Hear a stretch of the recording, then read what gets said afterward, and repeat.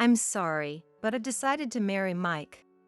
My sister Anne's words over the phone left me speechless. Marry Mike? Mike is my husband, what the hell is she thinking? I was shocked when Anne called me before, saying she was having an affair with Mike. She had asked me to break up with him then, but I never heard about them getting married. I bit my lip. How are you going to marry Mike? Ask him when he gets home today. He said he's divorcing you to marry me.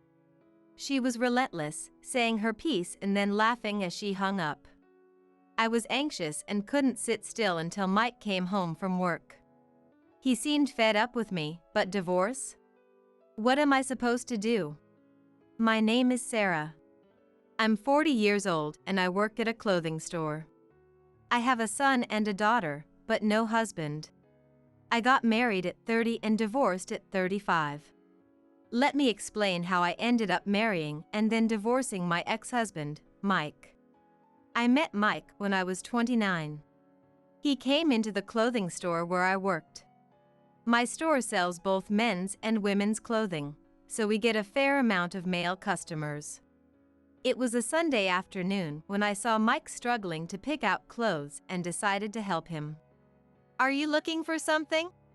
Yes. I want to try dressing up for a change. Mike shyly admitted he wasn't used to picking out stylish clothes. He usually bought affordable clothes randomly and didn't know what would look good. I started picking out clothes that would suit Mike's handsome face. As I selected pieces, I could see his expression brighten. This outfit is nice. I'll take it. Thank you. I couldn't help but respond cheerfully, making him smile. I felt embarrassed, but thrilled that he chose the clothes I picked out. I couldn't hide my happiness as I rang up his purchase. After that, he came to my store frequently. As a regular customer, our conversations became lively, and we talked about our hobbies beyond clothes. One day, he handed me a note. When I got home, I saw it was his contact number. I thought long and hard about the store employee-customer relationship before calling him. Hello? Mike? I spoke nervously, and I heard his familiar voice on the other end. Yes. I'm glad you called. I was half giving up hope. He sounded delighted, his voice higher than usual. We chatted as acquaintances, not as employee and customer. I learned he was 3 years older than me and worked as a salesperson at a well-known brokerage firm. He graduated from a top university, the epitome of an elite career. I wasn't attracted to his status, but as a woman, I was thrilled to meet a serious man like him and exchange contact information. It might sound exaggerated, but I truly felt this was the happiest moment of my life. Would you like to go on a date sometime? I'd love to. Mike asked me out, and I readily agreed. After a few dates, he confessed his feelings, and we started dating. We clicked from the beginning, sharing the same pace in conversation and similar interests. A year passed, and our relationship continued strong. There was never any doubt about our love for each other, and we decided to get married. I had just turned 30, and it felt like the perfect milestone to get married. Mike was also at an ideal age for marriage, so our parents quickly approved of our union. Thus, we decided to marry after 1 year of dating.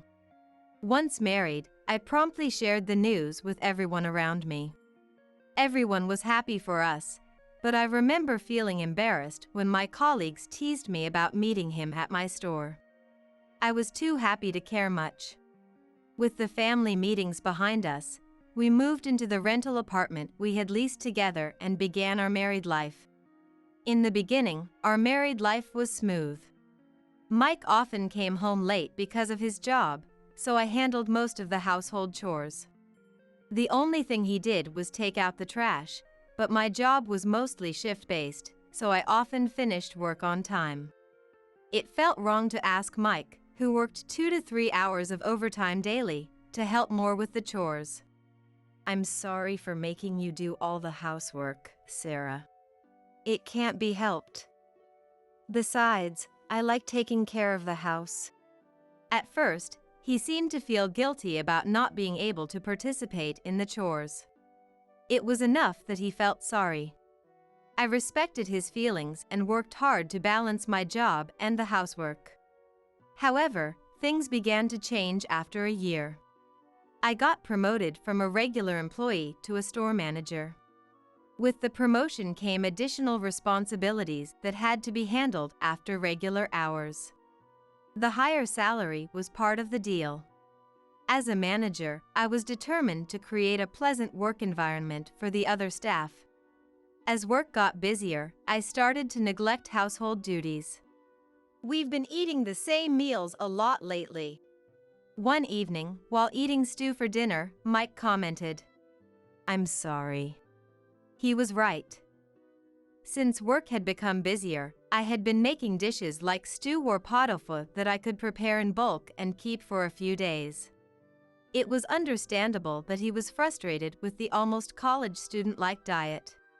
However, I was too exhausted from work to accept his criticism. I was doing my best to manage the housework despite being busy.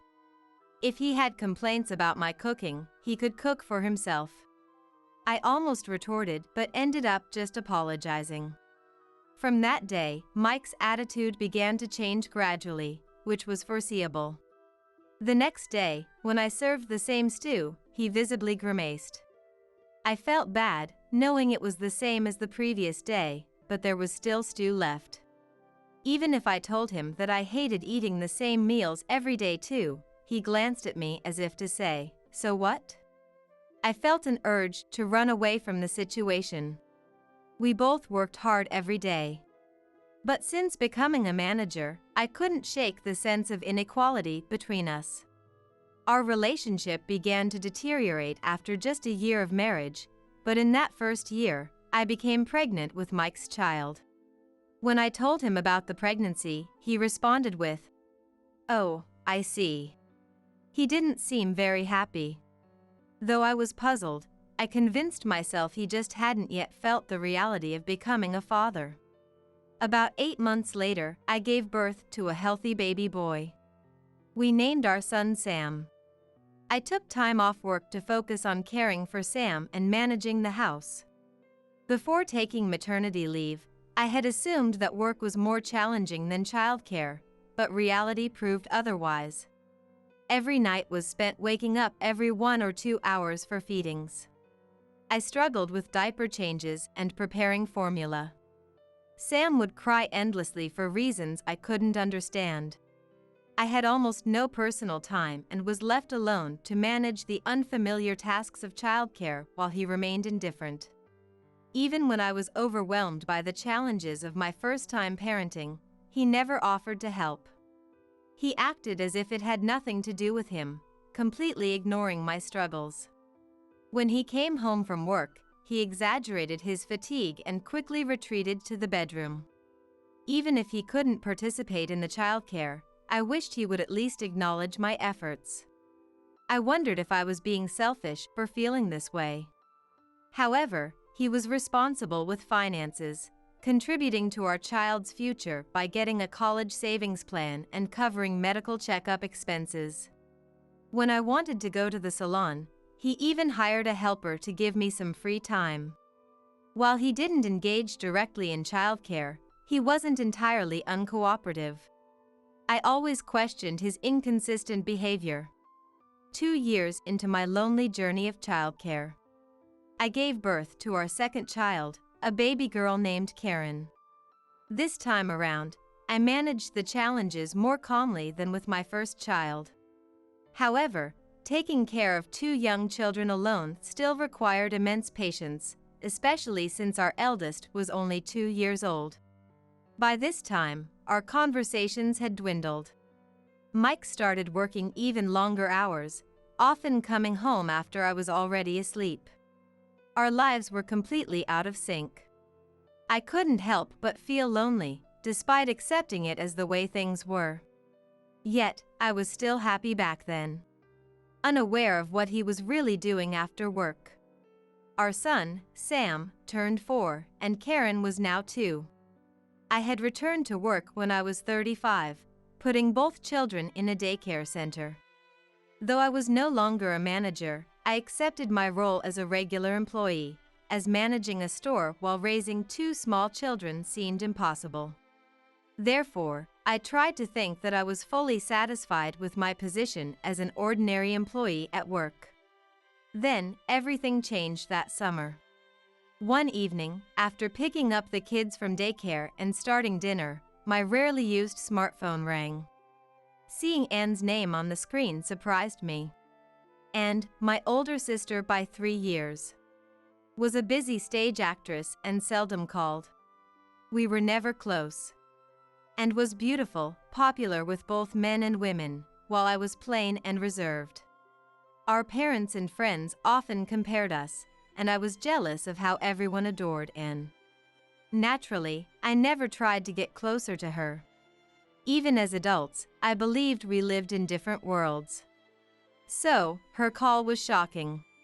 What could she want now? Thinking it might be a mistake, I answered anyway, out of sisterly duty. Hello?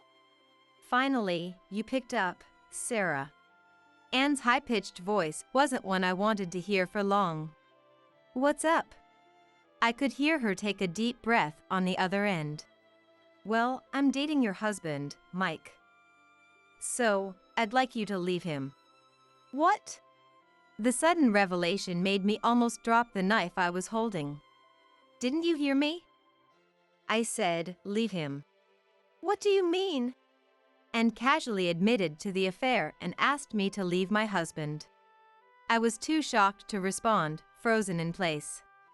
Fortunately, the kids were asleep after returning from daycare, sparing them from seeing my distressed face. It's exactly what it sounds like. I've been seeing Mike for a long time. A long time? Since when? Well, since before your son was born, so about 4 years. I felt dizzy at the length of time. Sam was born about a year after we got married. How could Mike, who used to be so serious, have started an affair with and at such a time? Mike said he started noticing me during the family meeting. At first, he tried to ignore it because I was his fiance's sister. But then we ran into each other in town. I asked him if he wanted to grab a coffee, and he immediately agreed. After that, it was really easy. He fell for my charms.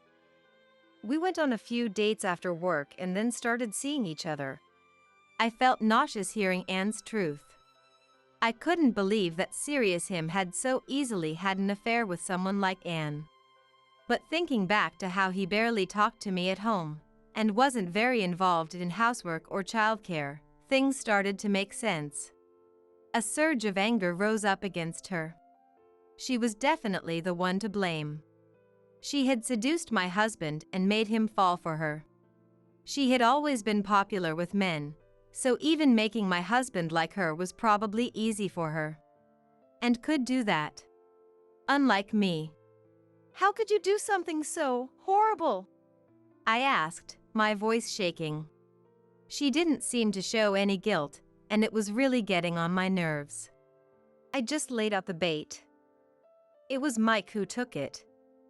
If he really cared about Sarah, my bait would have seemed like trash.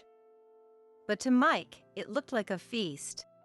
She laughed crudely, making me want to punish her right then and there. But since we were only connected by phone, I had no way to confront her physically, only with words. And was much more eloquent than me. So, hurry up and leave him. Clinging to him is pointless. Mike is completely in love with me. And hung up before I could say anything to stop her, leaving behind her cruel words. I was shaken all day. I had never once considered that Mike might be cheating. And with and, of all people. That night, I confronted Mike when he got home late. Mike, is it true you're having an affair with Anne? It took a lot of courage to ask. Mike visibly flinched at the unexpected question. How did you find out? Instead of denying it, he confirmed it. I stared at him in disbelief.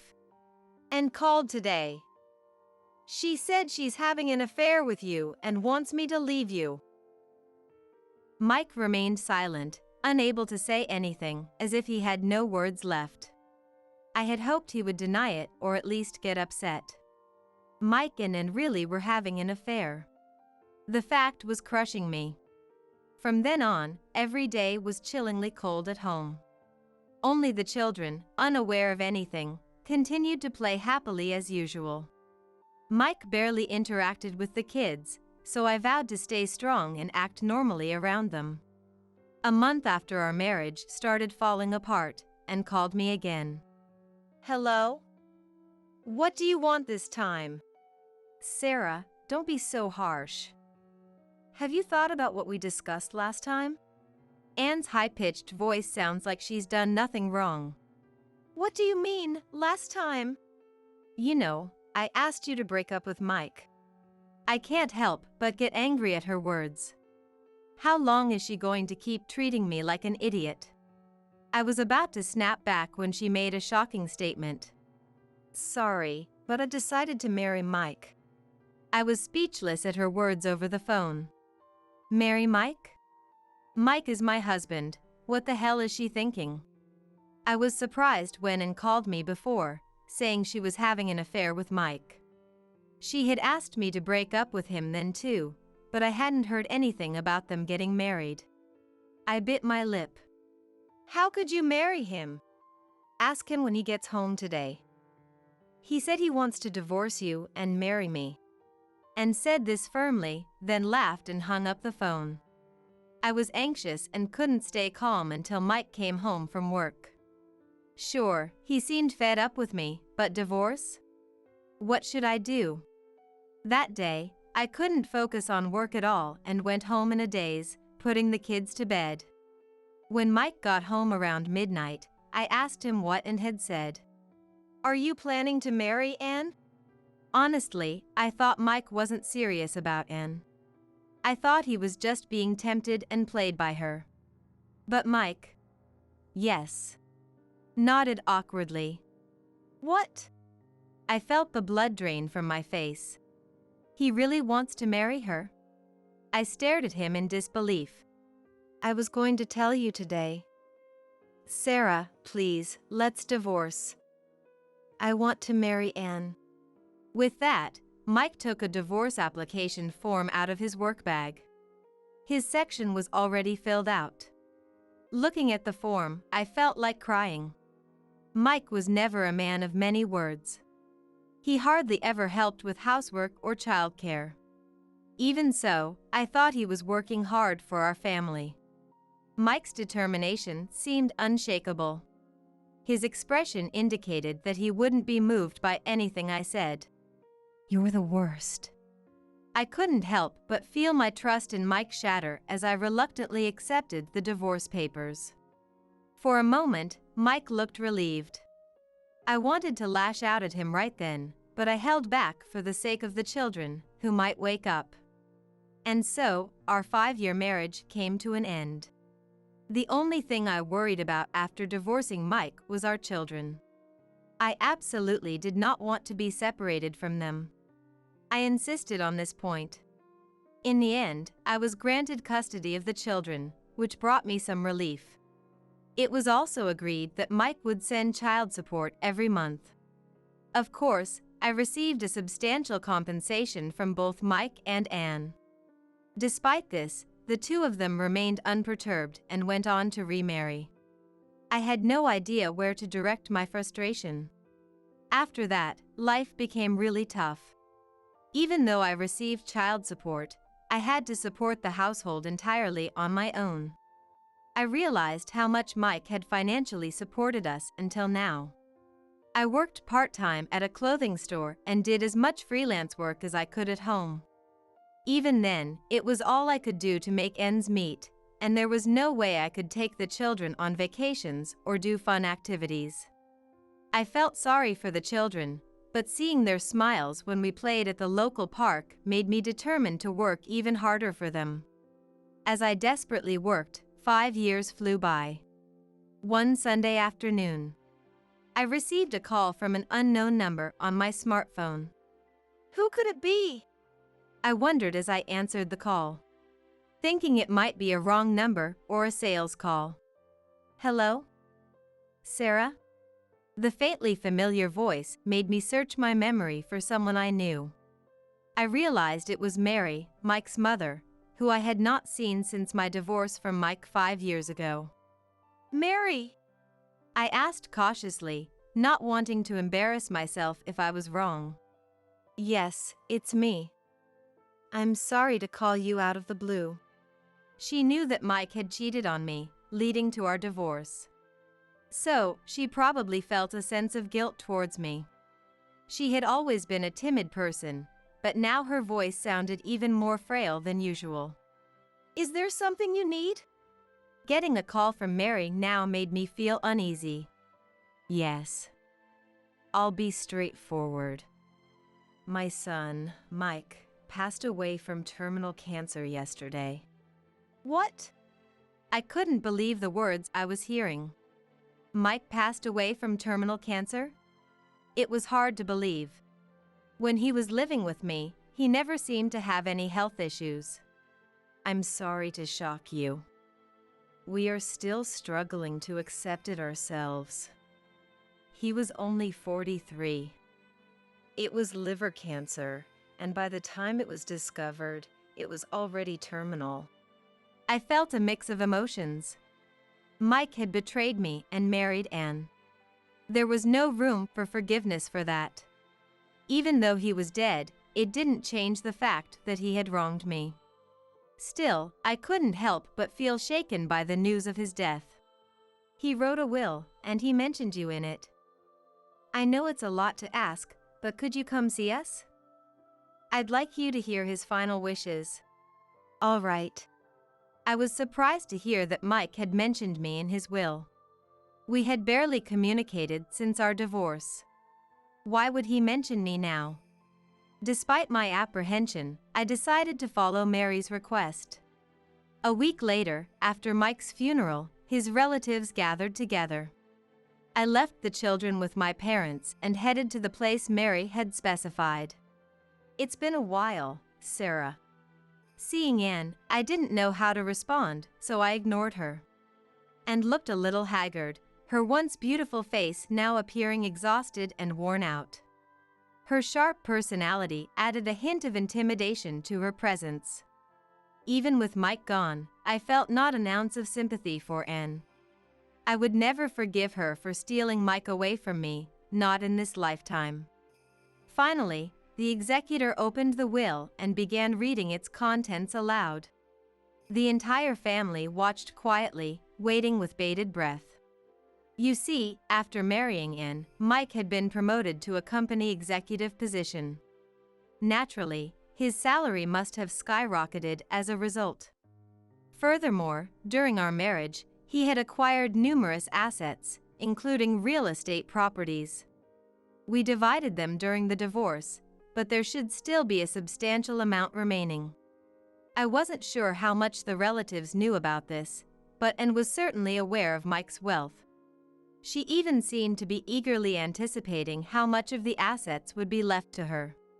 The executor read through the will's contents in order. That's when we were hit with a shocking revelation. Incredibly, it stated that all the assets were to be given to me, while all the liabilities were to be transferred to Anne. Of course, considering the legal portion, the part about giving me everything meant that Anne, as his wife, would also receive a share. However, as a childless couple, Anne had expected to inherit the entire estate, so she became visibly agitated and furious. Wait a minute. What's the meaning of this? Why are the liabilities going to me? And why is Sarah, who's supposed to be divorced, receiving assets? Sarah, were you secretly involved with Mike? Anne screamed, her hair disheveled as she lunged forward, grabbing my collar. I don't know. I barely saw Mike after our divorce. I had forgotten about him until I was summoned here today. What? That can't be true. Then why are you being favored in the will? That's... Honestly, I was just as perplexed. Why on earth would Mike leave me, a non-heir? A portion of his estate in his will? I was utterly confused by this unexpected turn of events. At that moment, Mary stepped forward, holding an envelope in her hand. The will was in the possession of the court-appointed executor, so this appeared to be something else entirely. And the answer to your question is written in this letter, Mary announced in a clear voice, and turned to face Mary, a look of surprise on her face. What do you mean? You see, this letter was written by Mike while he was in the hospital and handed to me before he passed. Unlike the will, it simply expresses Mike's thoughts and feelings. But the contents were so important that I decided to reveal this letter if anything happened. I'll read it now. Mary opened the letter Mike had allegedly written and began reading its contents. This is what it said. Ever since he started complaining about feeling unwell, and had inexplicably begun feeding him only heavily flavored foods. Dishes that were clearly high in salt, sugar, and syrup. Moreover, she started making a lot of fried foods, which she had never done before, claiming they were too much of a hassle to clean up afterward. When he pointed this out to her, "I'm just in the mood for strong flavors," she would dismissively say. Finding it suspicious, one night he pretended to be asleep and overheard and talking on the phone with someone outside his room.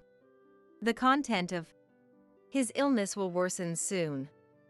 Then I'll share some of the inheritance with you." The conversation was appalling.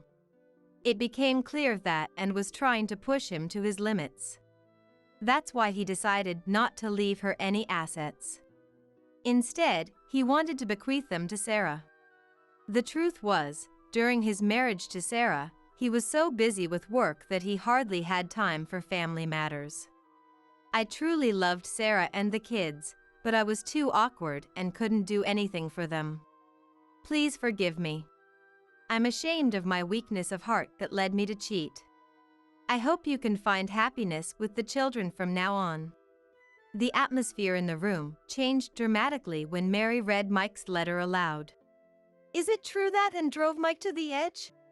Isn't that going a bit too far? The relatives glared at Anne. I was dumbfounded by the unexpected contents of the letter.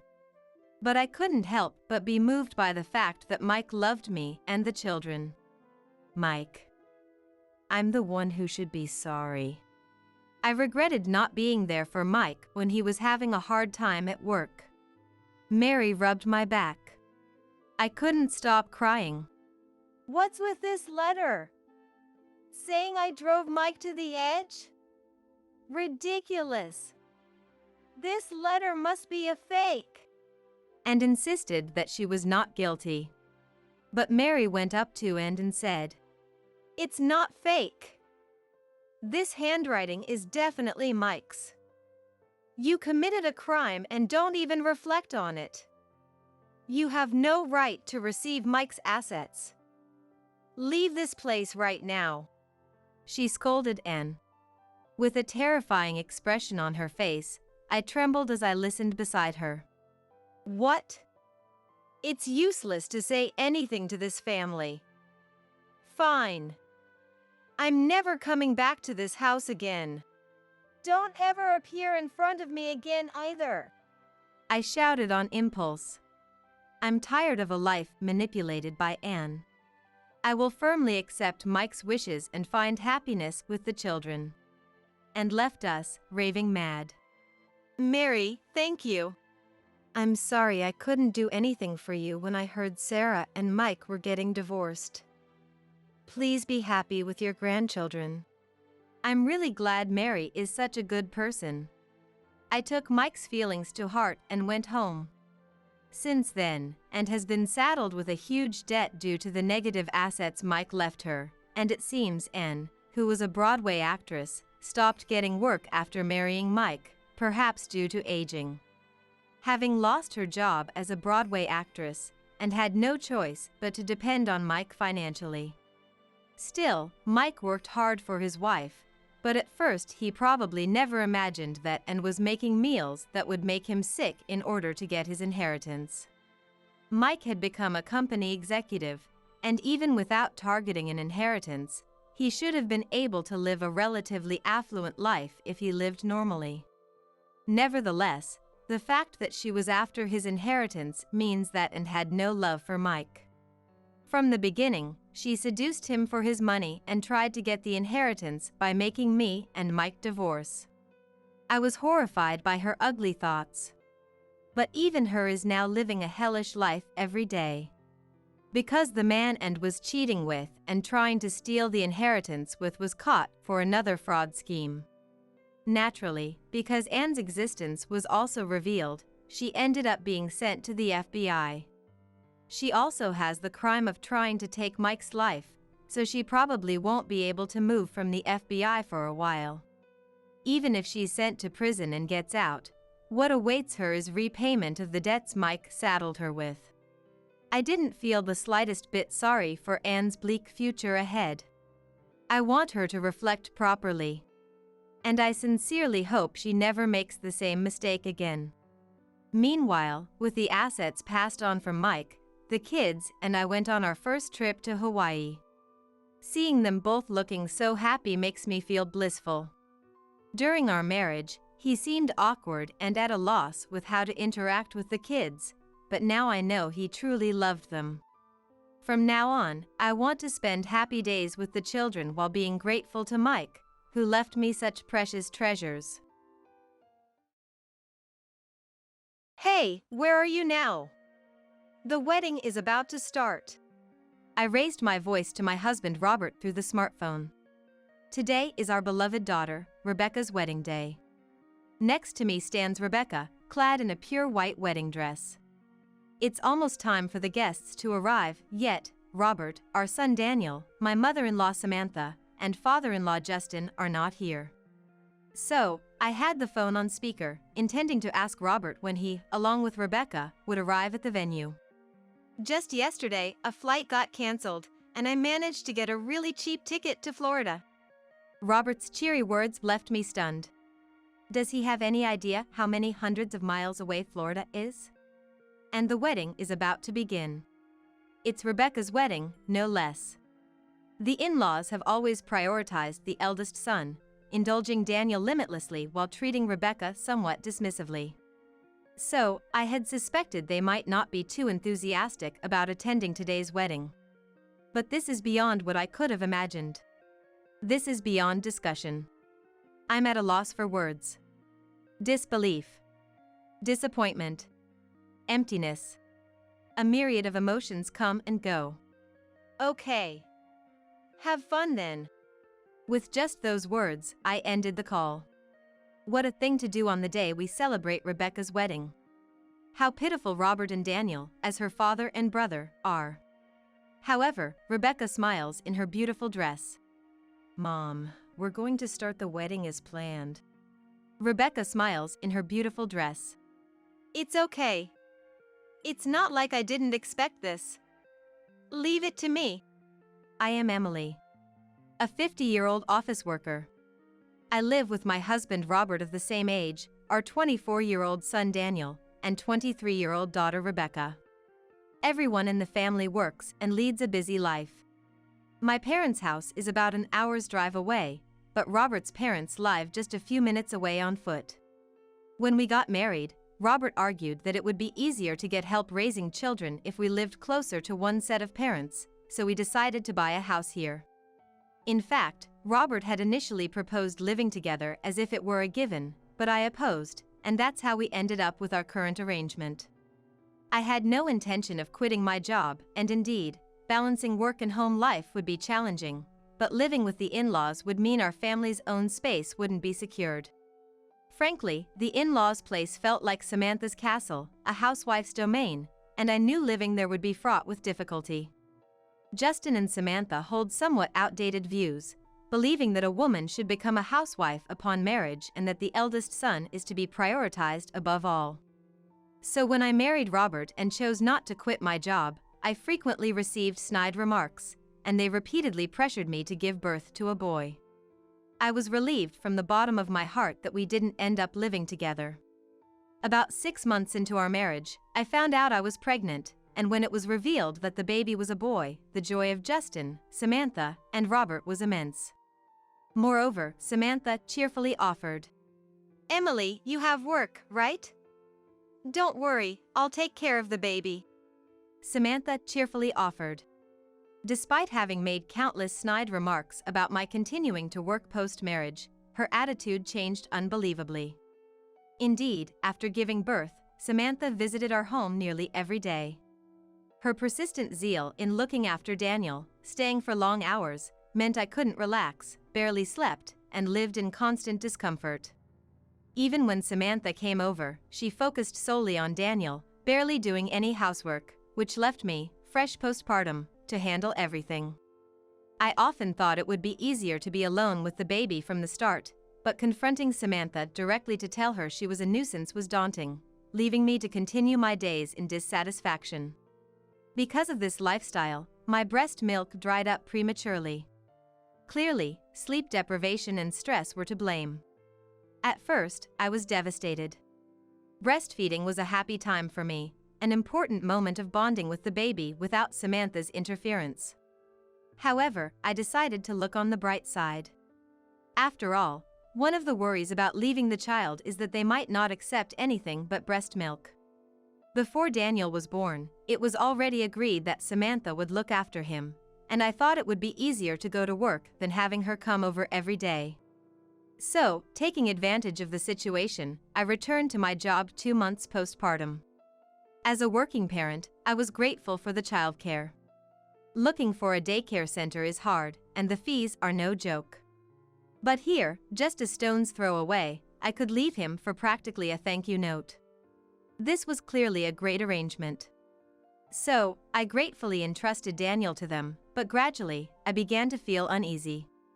Daniel would spend all day at my in-laws, only coming home to sleep. When I went to pick him up after work, "It's still fine, isn't it?" They wouldn't let him go, which was expected, and even on my days off, they'd come over and take Daniel away. "I'm watching him, Emily. You rest." Samantha's attachment to Daniel was obvious, as if she was trying to take him away from me. And it wasn't just my imagination, as I realized after giving birth to Rebecca, who is 1 year younger than Daniel. Once Rebecca was born and I went back to work, both children were left at my in-laws, but it was clear they were treated differently. Samantha was always with Daniel, barely paying any attention to Rebecca, who was just left lying in her crib. When I came to pick them up, she wouldn't let go of Daniel, but with Rebecca, "Why don't you take her home?" she'd say. Even if Rebecca cried, she wouldn't try to soothe her, prioritizing Daniel's play with toys instead. This disparity couldn't just be because Daniel could talk or because Rebecca was still an infant. My in-laws and Robert spoiled Daniel, calling him the precious heir endlessly. As for my daughter Rebecca, they're practically indifferent, treating her like heir, and when they do talk to her, it's only to tell her to follow Daniel's lead. Whenever the siblings fight, Rebecca is the one who gets scolded, regardless of the reason or cause. Daniel always comes first. If he wants something of Rebecca's, my in-laws take it from her to give to him. They revered Daniel, the eldest son, like a religion, forcing Rebecca to be subservient and sacrificial. This has been the case since they were young and hasn't changed as they've grown. Of course, I thought this way of raising them was wrong, so I've repeatedly tried to discuss it with Robert. I wanted them to treat both children equally, and to convey that to my in-laws. But Robert wouldn't listen. Instead, he'd say, "Daniel is the eldest son, so it's only natural." Being an only child and the eldest son himself, Robert was raised to believe he was king, thinking such treatment is normal. He believes the eldest son should be favored in everything and that it's natural for women to follow men, so there's nothing wrong with Daniel being prioritized in every way. No matter how much I explained, he couldn't understand, and I was shocked by his insistence and the lack of doubt in his beliefs. I thought Robert was confident and reliable, someone who valued his parents, which is why I decided to marry him. But it turned out that his confidence wasn't backed by effort but by unfounded pride, making him just a mama's boy. I regret not realizing this immaturity in myself before getting married. Knowing this couldn't continue, I tried to separate Daniel and Rebecca from my in-laws. I told them it was fine because the childcare center could look after them until I finished work, and I actually enrolled them. But because Samantha wanted to pick them up, Robert contacted the childcare center without my knowledge, allowing Samantha to take the children home while I was at work. Moreover, she tried to take only Daniel back, leaving Rebecca at the childcare center, causing trouble with the center and leading to us being asked to refrain from using their services, saying, "If you have someone else to take care of them, please don't use the childcare center." The same happened with the after-school care at the elementary school. Ultimately, we couldn't use it because Samantha insisted on taking care of Daniel. However, I had hoped that as they got older, they'd be able to stay home alone and wouldn't need to go to my in-laws anymore. My in-laws kept spoiling Daniel to keep him close. They would lure him with sweet words and things he wanted, making me and Rebecca out to be the bad guys, instilling in Daniel that his allies were my in-laws and Robert. Growing up in such an environment, Daniel was heavily influenced by my in-laws and Robert. He would demand anything he wanted from them, and they would comply, while increasingly looking down on me and Rebecca. His demands towards us were in a commanding tone. If his requests were not met, he would throw tantrums. If I refused Daniel's demands or scolded him, he would immediately seek help from Robert or my in-laws. Eventually, Daniel grew up without much job hunting effort and entered the same company as Robert, thanks to Robert's arrangement. Robert proudly said he had personally asked the president, but I was worried whether Daniel could fulfill his job responsibilities properly. In stark contrast, Rebecca thoroughly researched her industry, visited various companies, and eventually received an offer from a company where she could do the job she wanted. Interestingly, my in-laws only gave a brand-name suit and shoes to Daniel as a graduation gift. Nothing for Rebecca. Not even a congratulations. Having seen how hard Rebecca worked, I sincerely told her well done and congratulations, then we celebrated by eating something delicious, and bought her a commuting bag. I thought her efforts and their results deserved praise. By this point, Rebecca was used to the disparity from my in-laws and seemed not to care, but as a parent, it was still hard to accept that my children were being treated so differently. A few years after Rebecca became a working adult, it was decided she would marry her colleague, William. William seemed like a kind person who would cherish Rebecca, and her smile was serene when they looked at each other, assuring me they would build a happy family. The young couple had carefully planned their wedding, choosing a venue within their budget that met their desires. As their parent, I barely needed to be involved, only asking if there was anything I could help with. Interestingly, Robert, Daniel, and my in-laws seemed to have little interest in Rebecca's wedding. I don't know the details since Rebecca handled the invitations, but from her saying, "I've invited them," without further comments, I could guess it was the usual attitude. It's pitiful that they show so little interest in the wedding of a beloved daughter. Lately, I've been thinking I should have divorced sooner. Divorce is said to be difficult, and I couldn't bring myself to make a significant change, but their attitude is disrespectful to Rebecca and William. I'll support Rebecca as much as possible so she can start her new life happily. On the day of Rebecca's wedding, the venue was an exclusive one that limited to one couple per day. Although the ceremony was in the afternoon, the bride and groom had to prepare from the morning, so I was in charge of welcoming guests, making arrangements, and greeting friends who helped. As the mother of the bride, it was natural. I wanted to do at least this much since the two had prepared everything themselves so far. Although I arrived early to get ready, being able to understand the venue and see Rebecca in her beautiful dress first were perks I enjoyed. As I was busily yet joyfully preparing, Robert, Daniel, and my in-laws had not shown up, even when it was almost time to receive guests. They had no specific roles, so it was fine for them to arrive with the other guests, but as family, I had hoped at least Robert and Daniel would be on the welcoming side. "Mom." Rebecca, dressed in her wedding gown, approached me in the dressing room area. "Have Dad and the others arrived?" "They haven't." "Should I call them?" "I need to go and welcome the guests soon." It's frustrating that on a day like this, they can't even act like proper parents. I take out my smartphone and call Robert. I put it on speaker so Rebecca can hear as well. The phone rings. A sense of relief washes over me that the call goes through. "Hello? Where are you right now?" "The ceremony is about to start." "In Florida, why?" "What?" What did he just say? Florida?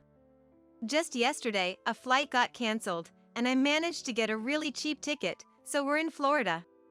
Robert says cheerfully. Yesterday? Today is Rebecca's wedding. "Today's Saturday, right? We're staying in Florida until Monday. We've taken the day off." "Who's we there?" "My dad, Mom, and Daniel." The Monday off was supposed to be for seeing off William's parents. They live far away and came here for the wedding. We couldn't have a family meeting before the wedding, so we planned to have lunch together afterward to deepen our relationship. "So you knew today was the wedding and still went to Florida?" "Daniel wanted to go since we managed to get the flight." "What else were we supposed to do, right?" "Right, Daniel." Rebecca sighs heavily at her father's words. "Never mind," she murmurs, looking up to the sky. Since I had the speaker on, everyone around could hear the conversation, causing the staff to start murmuring among themselves. If they're in Florida now, there's no way they can make it to the wedding.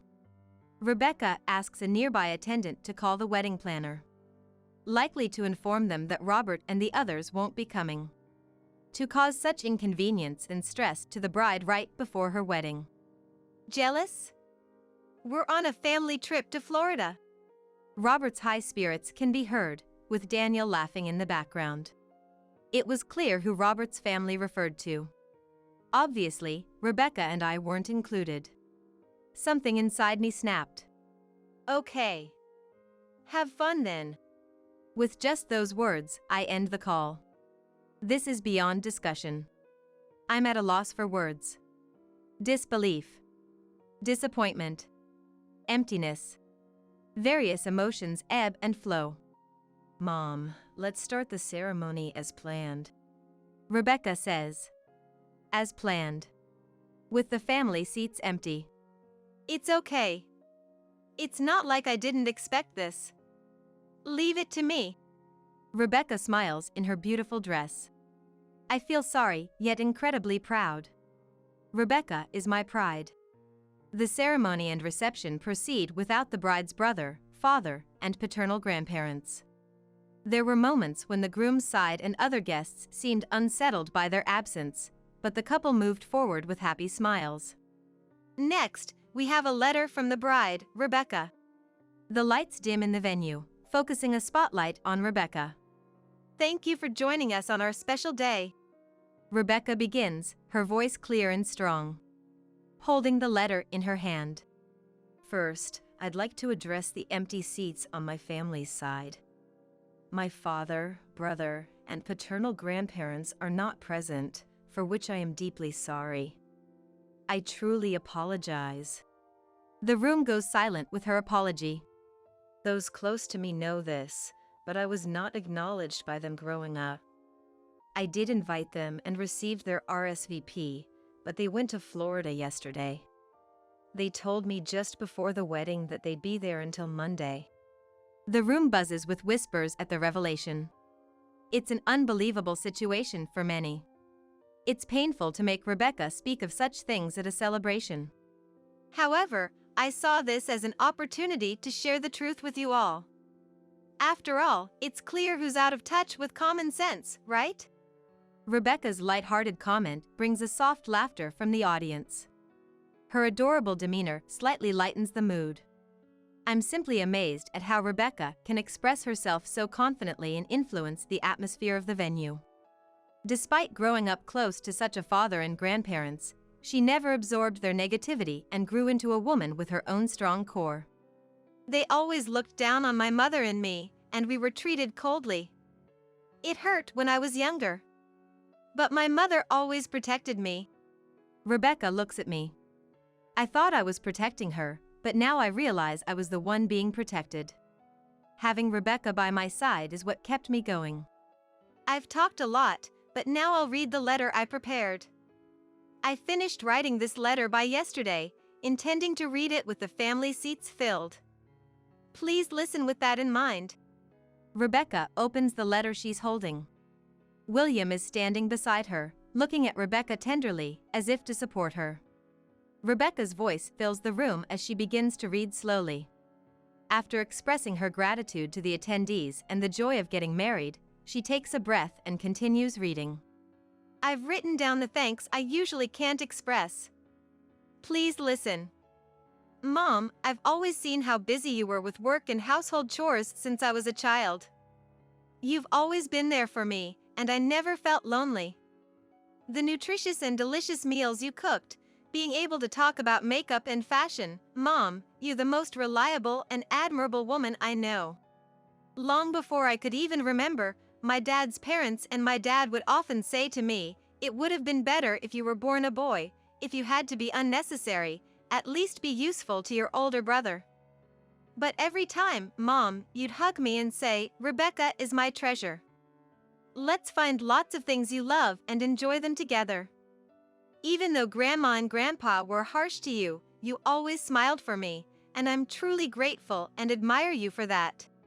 Because of all the love you poured into me, no matter how badly my dad's parents, my dad, and my brother treated or said to me, I could always remember joy and kindness. Thank you so much. No matter how many times I say it, it's not enough. I love and appreciate you deeply. From now on, I'll protect you, Mom. I'll return the love you gave me, filled with even more love. The only family I could ever call mine has always been you, Mom. Now that I'm married, my family will grow. Let's enjoy and be happy together, Mom. Rebecca's radiant smile made me tear up. Grateful for how kind she has grown. She expressed her thanks to me, but having Rebecca has been my strength. I hope she finds much happiness with her husband and, someday, their children, expanding the precious family she cherishes. That would be the best way she could return my love. Warm applause filled the room as Rebecca finished reading the letter. The wedding was reaching its climax, with the last task being to see off the guests. The bride and groom, along with their parents, were the first to leave the venue for the farewell. Mom, how was the letter? As we found our places following the staff's directions, Rebecca asked me this. I was happy. I've gained another treasure. I packed all my sincerity into it. Thank you. You're welcome. I had planned to read it in front of those who aren't here today. Yes. Rebecca had said that initially. The letter was written assuming Robert and the others would be attending. What would have happened if they truly had been there? I had already told everything to William's parents beforehand. I thought we might cause trouble, and I was planning to read this letter from the start. Through Rebecca and William, his parents smiled at me. It must have been hard.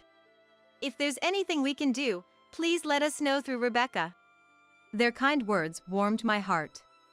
I hadn't expected to be understood like this. Busy with work and home, I struggled through suffocating days, focusing solely on protecting Rebecca and not bending to injustice. Never thinking to change the situation or ask for help. Maybe the world is kinder than I thought. Rebecca made me see that. Thank you. I truly am a happy mother. During the farewells, everyone, while leaving, voiced their dissatisfaction and complaints about Robert and my in-laws. Especially Rebecca's friends, who praised her, saying, "You did great." Some even cried. It seems Rebecca had shared her family situation with her close friends, who sympathized with her struggles. They were prepared to back Rebecca up if anything happened during the reception.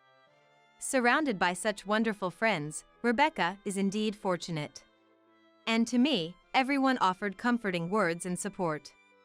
Despite revealing scandalous family dynamics, hardly anyone reacted as if they were handling a hot potato. Everyone was just so kind. Surely, it's Rebecca and William's good nature that has brought these wonderful people together. I'm proud of my Rebecca and thankful for William, a wonderful person. This wedding couldn't have been happier for me. I'm filled with gratitude towards Rebecca. What did you say to Mr. Martinez, my manager? After seeing off Rebecca's in-laws on Monday and parting ways with Rebecca and her family, Robert called my smartphone. As soon as I answered, he blurted out that line. What are you talking about? Why are Daniel and I on house arrest? It seems Robert was angry, but this house arrest couldn't possibly be my fault, so I sighed, expecting another baseless accusation or venting. Well, I had heard some of it from Mr. Martinez. Didn't Mr. Martinez explain the reason? So it was you. You really went and told him unnecessary things. You weren't at Rebecca's wedding, were you? There's nothing to tell. Why did you invite him? He lives nearby and has always been helpful. Mr. Martinez's youngest daughter is friends with Rebecca, so it's not strange at all. The Martinez family, Robert and Daniel's manager, lives in our neighborhood. Robert, who does nothing at home, wouldn't know, but Mr. Martinez and his wife actively participate in community activities like weeding, festivals, and children's events. I often had the chance to talk to them.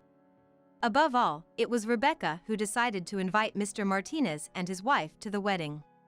Now I understand, it was to make Mr. Martinez aware of Robert and Daniel's true nature, especially after the letter incident. After the wedding, Mr. Martinez was furious with Robert and Daniel. Not only did he learn about their treatment towards me and Rebecca, but their absence from the wedding and trip to Florida was unacceptable, he said, promising to report it to the company president. Apparently, Robert and Daniel don't have a good reputation within the company. There are rumors of them dismissing women's opinions in meetings or behaving rudely towards female colleagues. But no formal complaints have been filed yet. Where there's smoke, there's fire, but the truth hasn't been revealed. It's possible they've been quashing these issues using their positions. Especially Robert, who could easily intimidate younger employees or use his influence to bury problems. Mr. Martinez realized this might be an issue of their character. Even without a formal position, Daniel's actions could become a serious matter, but Robert has subordinates. For someone in a leadership position to engage in regressive behaviors is intolerable, according to Mr. Martinez. The company president has publicly declared zero tolerance for personal attacks or gender discrimination, so some form of disciplinary action against Robert and Daniel seems likely. What the hell am I supposed to do now? It's your own fault, isn't it? What? Who do you think you're talking to? No one else but you. Where are you now, anyway? I just got off the plane. And now I'm getting calls from Mr. Martinez when I'm just about to head home. From Robert's words, I could tell they'd be home in about an hour. I felt relieved I had packed up and left. Rebecca is moving to her new place, and I'm going back to my parents' house. Back to your parents? I left the divorce papers on the table for you to sign. What? You'll hear from the lawyer later. Please take care. Hey! I hung up without listening to the rest of Robert's words. Rebecca took action, and we were able to expose the misdeeds of her father and my in-laws. I've decided I won't tolerate it any longer. I'm going to live freely and happily from now on. Later, I got a call from Mrs. Martinez and heard the whole story. An internal investigation at the company revealed that Robert and Daniel frequently demeaned women. The company president, upon learning about the wedding incident, stated, "I cannot trust someone who doesn't cherish their family," resulting in Robert and Daniel's demotion and salary reduction. It was entirely their own doing. Right after the sanctions were issued, Robert called me. "You've caused a lot of trouble because of you. Again, he tried to shift the blame and vent his frustration. It was so tiresome and predictable. Didn't you realize it's your own fault? Did you submit the divorce papers? I never said we're getting a divorce. I had expected complaints from Robert. My in-laws and Robert always cared about public image, preferring to hide and lie about unsightly truths. But this time, it was futile. Mrs. Martinez told me that the neighborhood was already buzzing with the story of Rebecca's wedding. I'll ask the lawyer, and there's no option but divorce for us. You'll also be compensating. Compensation! Why? For the years of mental anguish. I don't have that kind of money. You're working, aren't you? We split the household expenses, with Robert covering the house-related costs and me the daily living expenses. I didn't know how much savings he had, but I assumed he earned enough. After all, we both worked. It turns out he had been squandering any available funds on things like a new car for Daniel, expensive suits, and trips with my in-laws. So, he didn't want a divorce, likely because he was counting on my income. That's ridiculous. Emily, reconsider the divorce, will you? Don't call me by my name, it's creepy. What? I'm definitely getting a divorce. And I'll take the compensation. Be prepared. With that, I ended the call. It took some time, but the divorce was finalized, and I got the compensation. Through the lawyer, we conveyed, if you don't agree to the divorce, we'll go to court. And quickly reached an agreement for an uncontested divorce. They probably wanted to avoid the social stigma of a drawn-out legal battle. Afterward, Robert and Daniel, feeling unwelcome at the company, eventually resigned. Robert, needing to cover living expenses and compensation, is now juggling part-time jobs. With limited earnings and needing to reduce expenses, he sold the house and moved in with his parents along with Daniel. Pampered and prideful, Daniel retreated from the humiliation and mockery from colleagues and friends, becoming a shut-in, not working at all. The downfall of their precious son and grandson shocked and bedridden my husband's parents. It was entirely their own fault. Meanwhile, Rebecca is expecting, soon to enter her final month of pregnancy. I'm already looking forward to the day my grandchild is born. The baby, a boy, won't be meeting or even knowing about Robert and the others, as Rebecca decided. It's an unavoidable decision. As for me, after initially staying with my parents, I've rented an apartment near my work for independent living. With newfound freedom, I've taken up gym membership and frequently host Rebecca and her husband. I'm leading a fulfilled life, finding joy in each day. My life still holds many more enjoyable moments ahead. As soon as Thomas saw me, he pleaded, "Please, take care of me." Why should I do that? I blurted out reflexively. Who does he think he is asking this? When I was hospitalized with a broken bone. It's a no from me. Ask someone else. And who was it who said that? It's your own responsibility. Be grateful you even got help. This is the end of me reaching out to Thomas. I am Elizabeth. 32 years old. Married 5 years ago, with my husband Thomas, our son Anthony, and our dog Max. We're a family of 3 and 1 pet. Thomas works at a major IT company and is very busy every day. Leaving home early in the morning and often not returning until the date changes isn't uncommon. He frequently works on weekends and takes business trips once a month. Thanks to that, Thomas rarely spends time with the family and has almost no memories of playing with Anthony. However, he has risen rapidly in his career, attaining a managerial position in his 30s. We were able to build my dream house because Thomas worked so hard. My parents are farmers in a rural area. That's why I always longed for a suburban house with a yard. Thanks to Thomas, Anthony and I live comfortably. I've come to terms with our limited family time. To outsiders, we might seem like a blessed family. However, due to my husband's frequent absence, I handle all the childcare and housework alone. It's basically single parenting. I wanted to work and send Anthony to daycare, but Thomas insisted on a preschool that also teaches. So Anthony goes to preschool and I ended up as a housewife. But I have a reassuring friend. My childhood friend Madison. We're the same age and from the same countryside. By coincidence, our kids attend the same preschool. Madison has been a single mother since her divorce last year. After dropping Anthony at preschool, having coffee at my place is my only break. We share our gripes about Thomas and the hardships of parenting. It's when I'm talking to Madison that I realize something. Unknowingly, I've been harboring dissatisfaction towards Thomas. People always say it's wrong to feel dissatisfied in my situation, and I thought so too. But maybe, I was just convincing myself not to be discontent. One day, while walking Max, he suddenly ran off. I chased after Max desperately. A car had stopped in front of me, and while Max managed to avoid it, I wasn't able to stop and ended up hitting the car. It was entirely my fault. Max looked at me worriedly from the sidewalk. I was relieved he was safe, but I couldn't stand up. I was taken to the hospital by ambulance, diagnosed with a bruised shoulder and fractures in my ankle and fibula, and admitted immediately. It seems I'll be hospitalized for about 3 months.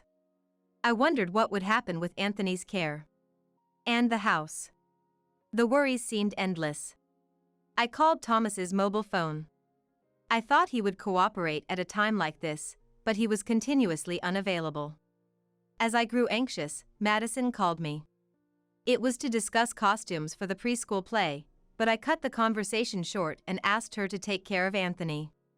Madison was initially surprised and concerned for me, but hearing that I sounded stronger than expected, she gladly agreed to look after Anthony. I was so grateful I almost cried. Next, I phoned Mom to briefly inform her of the accident and my weeks-long hospital stay. She said she'd come as soon as she finished her tasks. Until Mom arrives, Madison would be the only one to rely on. After hanging up with Mom, Thomas finally called. Sorry, I was too busy to answer the phone. I reported the accident to Thomas and asked him to bring some clothes and essentials. But his response was unbelievable. No way. Why should I do that? I have to get up early tomorrow, ask someone else. I had expected Thomas to be incredibly worried, but I was the one shocked. Not just because he refused to bring my things, but because he showed no concern at all. I had hoped for Thomas to worry about me and our family. Was I too naive to expect kind words from Thomas? The next day, Madison came to the hospital. She brought my change of clothes and other necessities from home. Madison has a key to my house. And I have one to hers. We always agreed to help each other out in emergencies. I brought extra towels. Let me know if you need anything else. Madison's thoughtfulness made me feel so grateful. After Thomas's behavior yesterday, her kindness was a relief. I couldn't help but tear up. Madison said with a laugh, "You're overreacting," lending me a handkerchief. Madison is the complete opposite of me, calm, good at reading the atmosphere, and empathetic. I've never seen her in a fight. She's nothing like me, who wants to get a qualification and work outside. Are you okay from the injury? Take better care of yourself. Madison's ever-gentle tone comforted me. Don't worry about Anthony. He stayed at my place last night and slept with my kids. Without me saying anything, Madison understands. Why is Thomas so indifferent to us? I get he's busy, but he doesn't even visit you in the hospital and hasn't seen Anthony, right? While Madison visited, I vented my frustrations about Thomas. Seeing me sighing and lamenting, Madison smiled kindly. Men are like that sometimes. He's probably under stress we don't know about at work. Maybe, but not showing his face or concern, that's going too far. Thomas works late, he's not just out having fun, right? That's true. We have a comfortable life in our own home because of Thomas. He does earn enough for us. I felt somewhat convinced by Madison's words.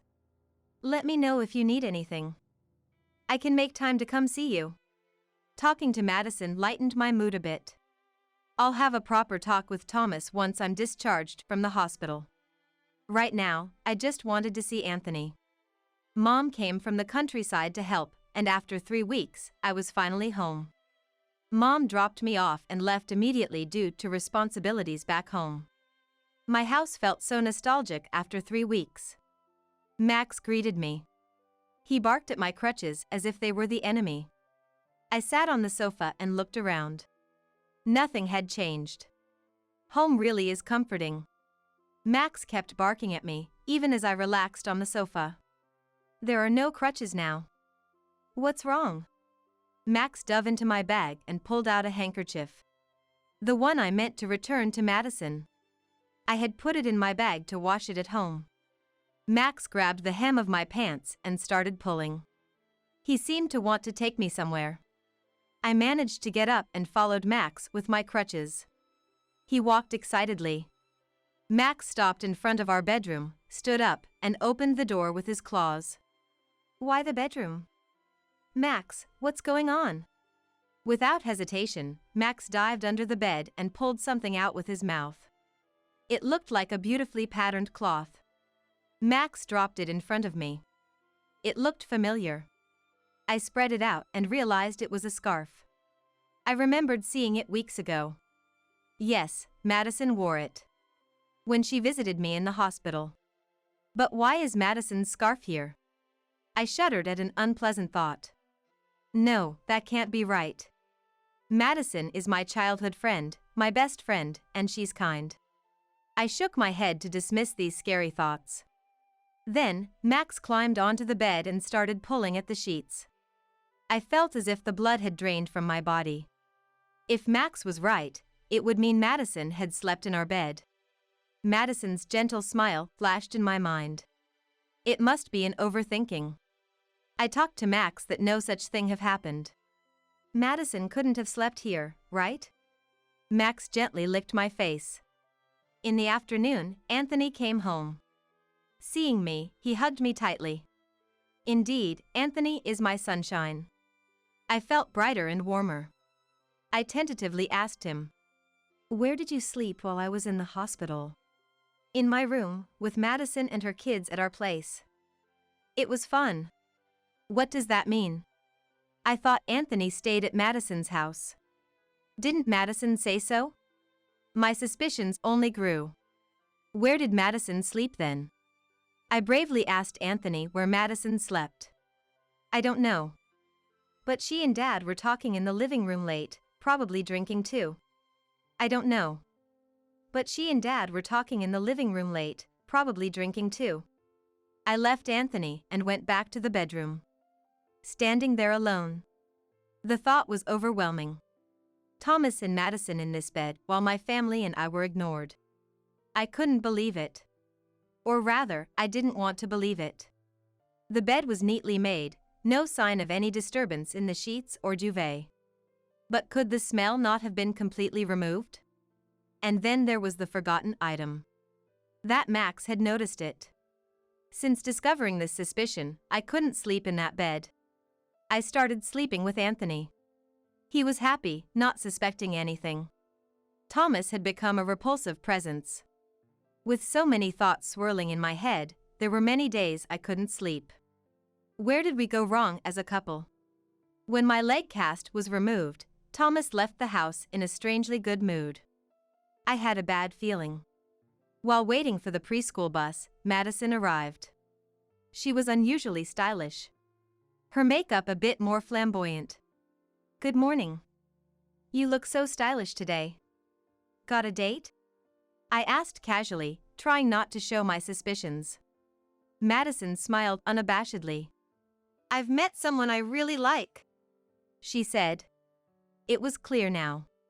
No proof, but Madison was doing something despicable. She liked the one person she shouldn't. I struggled to hide my trembling, angry hands. After parting with a happy Madison, I returned home, stunned. I couldn't let Thomas and Madison continue like this. It had to end. When I was able to move freely, I decided to visit my parents. That night, I told Thomas about going to my parents' house next week with Anthony and invited him. I won't go. Got work. You two go ahead. I knew Thomas wouldn't come. But his smile bothered me. He asked when I was leaving and returning. No interest in me, but he cared about when I'd be absent. I said I'd leave on Wednesday and return Sunday night. Got it. So you're returning Sunday night? Thomas pulled out his mobile phone and started entering something in his schedule. I could tell why he was so keen on confirming our return date. I didn't miss the smirk on Thomas's face as he fiddled with his phone. The 5 days at my parents' house were wonderful. Anthony was extremely interested in farming, spending every day in the fields with Dad, enjoying playing in the dirt. On our way home, I had fun. I want to come back, Anthony kept saying. Thinking about the confrontation awaiting at home, I felt heavy-hearted. After I returned from my parents', Thomas suddenly announced he was going on a week-long business trip. Previously, his trips were at most 2 nights long. A week seemed suspiciously long. Seeing my puzzled face. Got a lot of clients to visit. Might even land a big contract. Thomas started talking about work, something he usually doesn't do. It sounded like he was trying to cover up guilt. Yet, he was in a great mood while packing, humming tunes. It looked more like preparing for a vacation than a business trip. Thomas left early in the morning. Even unusually saying, "I'm off." And he left. I heard the engine sound outside. He wouldn't use the car for a business trip. Feeling something was off, I stepped outside and saw our car parked in the garage. Back inside, I casually looked at the shoe rack and noticed Thomas's hiking shoes were missing. You don't pair hiking shoes with a suit. Checking the closet, his outdoor jacket was gone too. What kind of business trip was this? But still, Thomas being away for a week was a fact. I was relieved not seeing him. By then, I had no romantic feelings left for Thomas.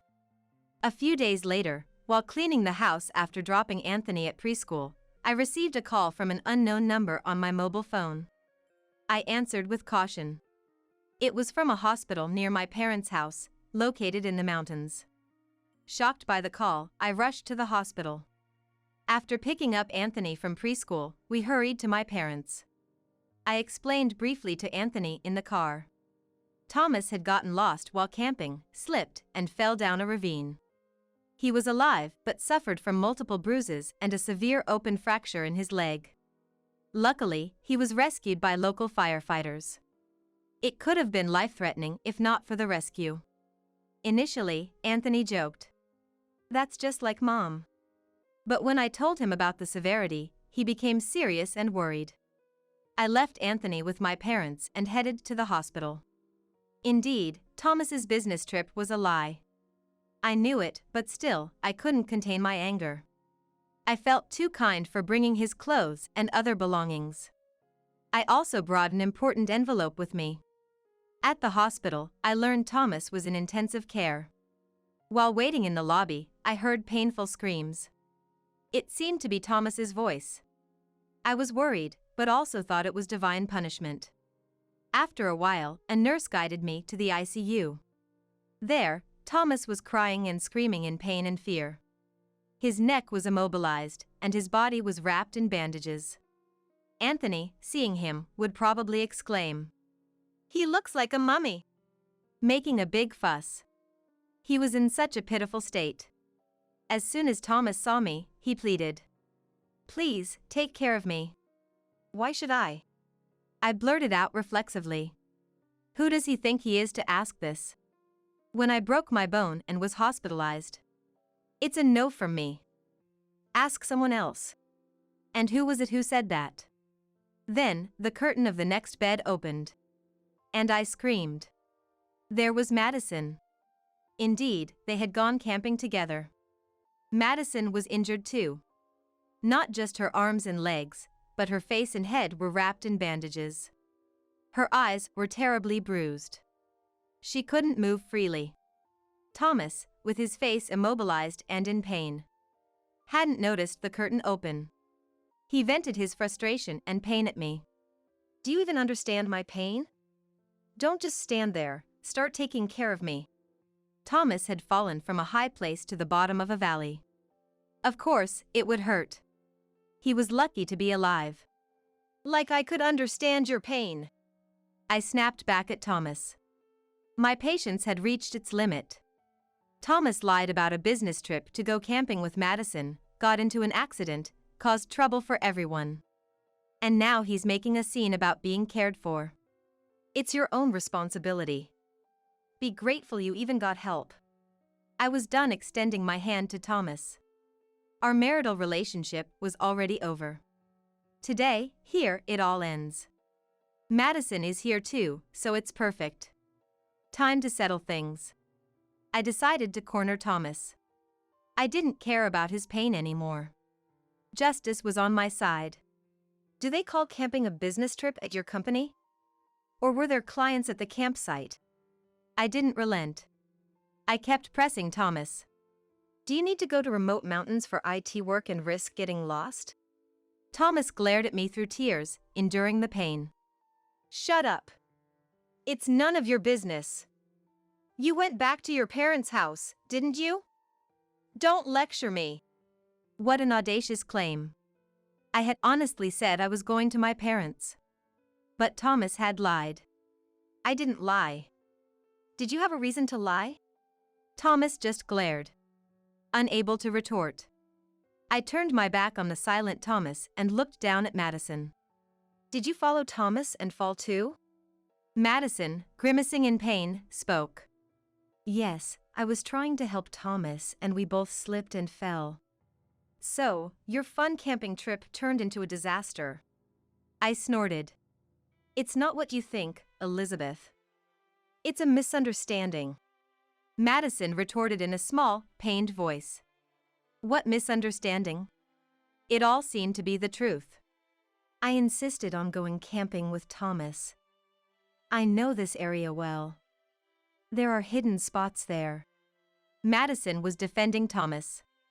Maybe she felt like a victim. Please, don't blame him. Thomas did nothing wrong. Madison was sobbing. The more she spoke, the less truthful it sounded, yet she continued.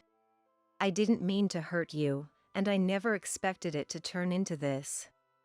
I'm really sorry. Madison seemed intoxicated by her own tears. Her words felt insincere. I should be the one crying. Thomas, noticing Madison's voice, interrupted our conversation. I just accompanied Madison for her hobby. I couldn't refuse your best friend's invitation. Thomas seemed determined not to admit any infidelity. So, the business trip was a lie, then? Thomas began to get flustered. Victim-playing Madison continued to defend Thomas. Both of you, stop it. This disgraceful affair will only bring more trouble if it continues. It seemed I would be the one to bring retribution upon Thomas and Madison. I was done with Madison's melodramatic charade. I took out an envelope from my bag, which I had brought from home.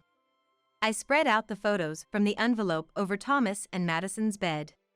Thomas and Madison were speechless. Their eyes wide. The photos showed Thomas and Madison entering a hotel arm in arm, and entering my house, hands intertwined. I had hired a detective when Max found Madison's scarf in our bed. They had been meeting not only during my visit to my parents, but also at other times. Thomas turned red with anger. How dare you do this? Spying and sneaking around. We just had dinner together while you were hospitalized. I almost laughed at Thomas's transparent overreaction. Meanwhile, Madison was still in tears. She covered her face with her hands, but I could see her peeking through the gaps. Maybe Madison was even worse. Thomas's tirade continued. This is fake. You must have fabricated it. He weakly swatted the photos away. You won't admit it, huh? I didn't want to use this, but... I sighed and pulled out an IC recorder from my bag. I placed this under the bed in our bedroom. Thomas and Madison swallowed hard. Sweat trickled down from the gaps in Thomas's bandages. I took my time looking at both of them, then pressed the play button. Don't tease me. I can't wait any longer. I pressed stop and turned to Madison. Do you want to hear the rest? Madison, losing her expression, shook her head side to side. It seemed she was beyond pretending to cry. There's plenty more. You spoke quite ill of me. Stop it. I'm sorry, just stop. My husband muttered softly. I asked Madison how long they had been involved. I was jealous of you. I failed at marriage, yet you lived in such a nice house, living luxuriously. And you were always complaining about Thomas. So, I thought I'd take him for myself. It all started from Madison's jealousy. She envied others. If I had Thomas, I could have a life like that too. What's wrong with that? Madison was defiant, playing the victim. While listening to us, Thomas tried to snatch the IC recorder from me. Careful! Moving suddenly caused him intense pain. He lost his balance and fell from the bed. Thomas didn't make a sound. It seemed like he had fainted. Madison, shocked, looked at Thomas. I pressed the nurse call button. Nurses arrived quickly, and I was ushered out of the ICU. Once in the hallway, I realized my legs were shaking. I had been strong in confrontation, but I was really scared. During Thomas's hospitalization, I started divorce proceedings. With plenty of evidence of his infidelity, the lawyer said the divorce could be favorable for me. I would demand alimony and child support from Thomas. But that alone wasn't enough to punish Thomas. A thorough division of property was necessary. I sold the house, liquidating it into cash, divided the savings, and split stocks and investments. Thomas's parents came to apologize sincerely. They would oversee the alimony and child support payments. I promised Anthony could visit his grandparents occasionally. I filed a claim for alimony against Madison too. She would repay it little by little. Madison suffered an after effect to one leg from the accident. She couldn't walk without a cane. Thomas's condition was worse. He was close to needing a lower limb amputation. He became wheelchair-bound. The affair, disguised as a business trip, led to severe reprimands at work. He was demoted as a disciplinary action. Though he could have been dismissed, his past performance was considered. No one in the office sympathized with Thomas. He faced cold stares. Having lost the house, Thomas drained his savings on alimony and child support, now living in an old apartment. Without barrier-free access, he struggled with daily life. Recently, Thomas's dad reported to me. Thomas and Madison had broken up. For Madison, a wheelchair-bound Thomas was no longer desirable. Thomas and Madison never imagined things would turn out like this. They must be haunted by regret now, wishing they had refrained from lying and stepping over the line. But it's too late for regrets. Nothing can undo the past. Anthony and I decided to move back to my parents' house and live with them. With my parents around and Anthony starting at daycare, I found time for myself and got a job at a local real estate company. I'm vigorously studying to obtain several real estate qualifications. Anthony, loving the increased opportunities to be in nature, seems to be thoroughly enjoying life here. Every morning, before the sun rises, he goes to the fields with Dad to care for the crops. Anthony loves watching Dad operate the tiller. He must think of him as a hero. After helping in the fields, Anthony heads to daycare, plays to his heart's content, and returns home. Living in the countryside has made him sturdier and more sun-kissed compared to our urban life. It seems being surrounded by nature is better for Anthony. My parents are happy and smiling all day, enjoying the lively atmosphere. Max, the hero of this whole situation, seems to love it here too. He used to be reluctant to go for walks, but now he eagerly awaits them every morning. He loves being in the fields with Anthony and Dad, playing and getting muddy. Recently, during a family picnic by the river, Anthony suddenly stood up. When I grow up, I want to be like Grandpa. Dad, with a big smile, patted Anthony's head. Mom watched Anthony with joy in her eyes. I have no intention of taking Joe in. Just put him in some facility or something. Emma, the ex-wife of my recently deceased husband, screamed this to the surrounding relatives, as I still couldn't grasp the reality of losing my husband to a heart attack. We had been married for just a month. The marriage that ended too soon left me with Joe, my husband's child from a previous relationship. Despite his biological mother's rare appearance, Joe never once looked up, remaining hunched over in his seat at the funeral home. Everyone seemed to show sympathy for Joe from a distance, but their attitudes shifted upon witnessing Emma's behavior. It's inevitable, being the child of such a mother, that the child's blood is no good either. Eventually, Mike's relatives started making selfish remarks. Who's going to take Joe in? Your place, maybe? We definitely can't. I slowly stood up and rushed to Joe's side, looking into his face. Are you okay? Want to go to another room? Hey, you don't need to care for me. I can just go to a facility or something. Feeling a tightness in my chest, before I could even think, I was hugging Joe. I could feel the cold stares of those around us. Then someone audibly remarked, which stirred my emotions. Raising a dead husband's child is insane. Stepping away from Joe, I clenched his hand and shouted at the relatives watching from a distance. No matter what anyone says, I will raise this child properly.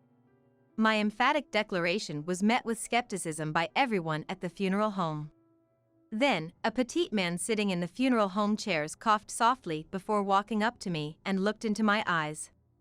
It was Tom, my dad, whom I hadn't seen in a long time. Are you saying you'll raise that child all by yourself? Yes. I will make Mike's child something to be proud of. Don't be ridiculous. Dad suddenly pulled Joe's arm towards him and stormed out of the funeral home. My name is Nancy. I lived with a man I met in college, thinking we would marry someday. On an ordinary day, not a special anniversary, he gave me something somewhat like a proposal. It wasn't particularly romantic, but I fondly remember the small, cute flower he gave me at that time. It was a small, star-shaped white flower that grew in a corner of a nearby parking lot. It was a star lily. I didn't rush into marriage immediately after the proposal, but after some time, I decided to go to the gynecologist alone. It was because when I told a friend I might marry my boyfriend, she had asked, "Aren't you going to get checked?" While I was sitting in the gynecologist's clean waiting room, I overheard a conversation. It was between a daughter in her 20s and her mother, discussing the daughter's upcoming marriage next month. I didn't intend to eavesdrop, but the mother spoke loudly, mentioning her daughter was there for a bridal check. Receiving my boyfriend's proposal, I came here with the same thought, feeling a bit scared and shaky.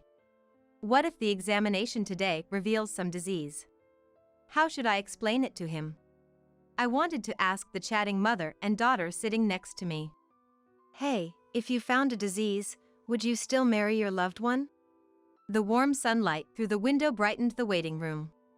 As the parent and child who finished their consultation earlier left with smiles, it was my turn for the examination. When I left the hospital after the examination, the previously sunny sky had turned overcast, looking like it might rain at any moment. Weeks later, the examination results revealed that my body has difficulty conceiving children. Eventually, I broke up with that boyfriend. I didn't explain the reason to him. Or should I say, I didn't want to. I didn't want his sympathy, nor had I ever really wanted children. Avoiding the gaze of children in passing families, I had to tell myself I didn't like kids, or else I felt like I would sink into despair. Years later, I met Mike, a man from a business deal, and I fell for him. Despite deciding never to fall in love again, I found myself drawn to Mike's lonely expression. I asked Mike out. Sitting by the window of a cafe near my workplace, we might have been trying to figure each other out. Then, as if making up his mind, Mike straightened up and began to speak. I'm actually divorced. I have a son and we live together. I see. That's okay with me. And besides, I have difficulty conceiving. What? So I want to raise your child as my own. At this point, I had never met Mike's son. But I was determined to cherish him if he was my own. Mike smiled sadly for a moment before whispering in a soft, thin voice, "Thank you." And that's how our relationship began. Emma, Mike's ex-wife, apparently abandoned her household and childcare duties and left the home. It's unclear if that was the direct cause, but Joe, their son, must have felt lonely. Despite being only 10 years old, he would hang out with older friends near the station late into the night. Mike's job kept him busy, often returning home late, leaving little time to connect with Joe. Soon after we started dating, I asked for an opportunity to meet Joe, and sincerely told him that I was seriously considering marriage with Mike.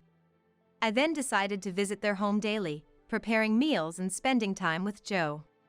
I cooked kid-friendly dishes like pizza, chicken nuggets, and pasta, making sure he ate plenty. Initially hesitant, Joe began to open up and show his genuine, childlike side. "Joe, do you like tonight's dinner?" "Yeah, it's delicious." I wanted to stop Joe from wandering out at night, so I would finish my work early and always come by in the evening to cook. That alone made Mike deeply grateful, and a year into our relationship, we decided to get married. Legally becoming Joe's parent filled me with happiness. We didn't report our marriage to my parents. Mike's parents had already passed away. It wasn't that I had a bad relationship with my parents or any special circumstances, I just hadn't seen them for many years. I was raised by my father after losing my mother at a young age. "I'd like to meet Grandpa someday," Joe said, so smiling, and to that, with little hesitation, I nodded. After getting married, I tried harder than ever to cook for Joe and do as much motherly things as possible. But I had no motherly role model. My father was always busy with work, and I don't have many memories of being doted on. Young women, who seemed to be employees at my father's glass factory, would come to keep me company and cook for me in turns. The sound of glass clinking, echoing from the nearby factory until night, still lingers in my ears. When I went to see my father at the factory wanting to see him, I was scolded severely. So, I hid in the shadows and watched him from a distance. From afar, I watched my father staring at the molten glass in the dark factory. There was a very small flower bed in the corner of the factory, where white star-shaped flowers bloomed. I remember vividly picking one of those white flowers and waiting at home alone. As I waited for Mike's return, confirming Joe had fallen asleep, the thought of my father suddenly crossed my mind. I should visit my father. I want to introduce Mike and Joe to him. I was curious about his reaction. As I was about to look up my father's contact on my mobile phone, an unknown number called. I answered the phone. It was cold. The voice of a woman I didn't know, the content, the air, everything felt cold. It was the news that Mike had suddenly collapsed at work and was taken to the hospital by ambulance. I wanted to rush there, but hesitated because Joe was sleeping. And that hesitation is something I would regret for the rest of my life. An hour after being taken to the hospital, I was informed that Mike had passed away. The doctor later explained it seemed to be a heart attack. The cause of death didn't matter to me. What I wanted to know was not why Mike died, but how Joe and I were supposed to live without him. I didn't cry even after Mike died. It was too sudden, and it didn't feel real. Without much thought, I blandly discussed funeral arrangements with the funeral home the hospital referred, and the proceedings went on mechanically. Joe, like me, probably couldn't grasp the reality. Sitting in the funeral home chair with the same expression as always, I looked boredly at the floor. A flamboyantly dressed woman appeared, and Mike's relatives started to argue with her after she approached them. I couldn't hear the conversation clearly, but she was Emma, Mike's divorced ex-wife, seemingly pressing about an inheritance or the lack thereof. Desperately, the relatives explained. "There's nothing like that." Amidst this, it felt like someone had asked what would become of Joe. Emma yelling caused quite a scene at the funeral. "I have no intention of taking Joe in. Just put him in some facility or something. Can't you see he's the one who's hurt the most? Can you not speak so thoughtlessly? Oh, are you Mike's new wife?" I heard about you. He died shortly after getting remarried, right? What are you going to do in this situation? You have no connection to Joe at all. You can't possibly feel a bond after just 1 month of being a parent and child, can you? As I continued to glare silently, Emma shrugged and smirked. You seem young. You'd better make a choice you won't regret. With those parting words, she left the funeral home. Despite his real mother making an appearance for the first time in a while, Joe never once looked up. Everyone seemed to show sympathy for Joe, but their attitudes changed after witnessing the ex-wife's behavior. It's clear, being the child of such a mother, that child is beyond help too. Whispers began circulating that it's impossible to fight blood and how there's no obligation to raise a child not related by blood. Eventually, Mike's relatives started making selfish remarks. Who's going to take Joe in? Your place, maybe? We definitely can't. Are you okay? Want to go to another room? Hey, you don't need to care for me. I can just go to a facility or something. Feeling a tightness in my chest, before I could even think, I was hugging Joe. I could feel the cold stares from those around us. Someone said loud enough for me to hear. Raising a dead husband's child, are you out of your mind? That's when my emotions surged. Stepping away from Joe, I clenched his hand and shouted at the relatives watching from a distance. No matter what anyone says, I will raise this child properly. Calm down a bit. You have no obligation to do this. Honestly, it would be better for your future to just put him in a facility. Shut up. Even if I'm alone, I'll make sure to raise him right. My defiant declaration was met with skepticism by everyone at the funeral home. What would become of Joe's life if I also disappeared from his side now that Mike was gone? I won't let him be lonely like I was as a child. I refuse to let that happen. Then, a petite man sitting in the funeral home chairs coughed softly before walking up to me and looked intently into my eyes. It was Tom, my dad, whom I hadn't seen in a long time. Are you saying you'll raise that child by yourself? Yes. I will make something of Mike's child. Don't joke. You have no idea how hard that's going to be. Dad suddenly pulled Joe's arm towards him and stormed out of the funeral home. Ignoring the other relatives' stunned reactions, we faced each other in the parking lot just outside. I followed and tried to pull Joe away from my father, but was pushed back with a strength that belied his small stature. Your name's Joe, right?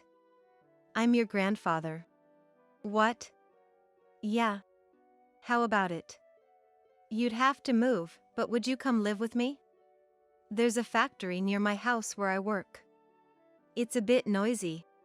As Joe struggled to respond to the sudden invitation, Dad turned to me with a sad look and said, Nancy, come home.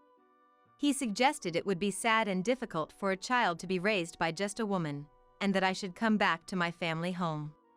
After the funeral, the relatives stopped bothering me with unnecessary comments. It was as if they no longer wanted to be involved with Joe and I. I had been determined to raise Joe on my own, but it was just bravado. I was actually scared, anxious, and wanted to disappear. Joe hadn't cried since Mike passed away. And I hadn't yet felt the reality of his death, nor had I felt truly sad. But when Dad reached out to me with a look of concern, something inside me broke free, and I found myself crying in my dad's arms like a child. Are you okay? I felt Joe watching me as I continued to cry. After that, Joe and I vacated our apartment and left home. Dad came to pick us up, and we headed to my childhood home in his car. The scenery passing by the car window seemed melancholic, making me feel as if the memories I had with Mike were drifting further away. Upon returning home, a new life for Joe and I began. From his first day at the new school, something was off about Joe. I casually encouraged him, saying it's not easy to make friends right away, and sent him off to school as usual the next day.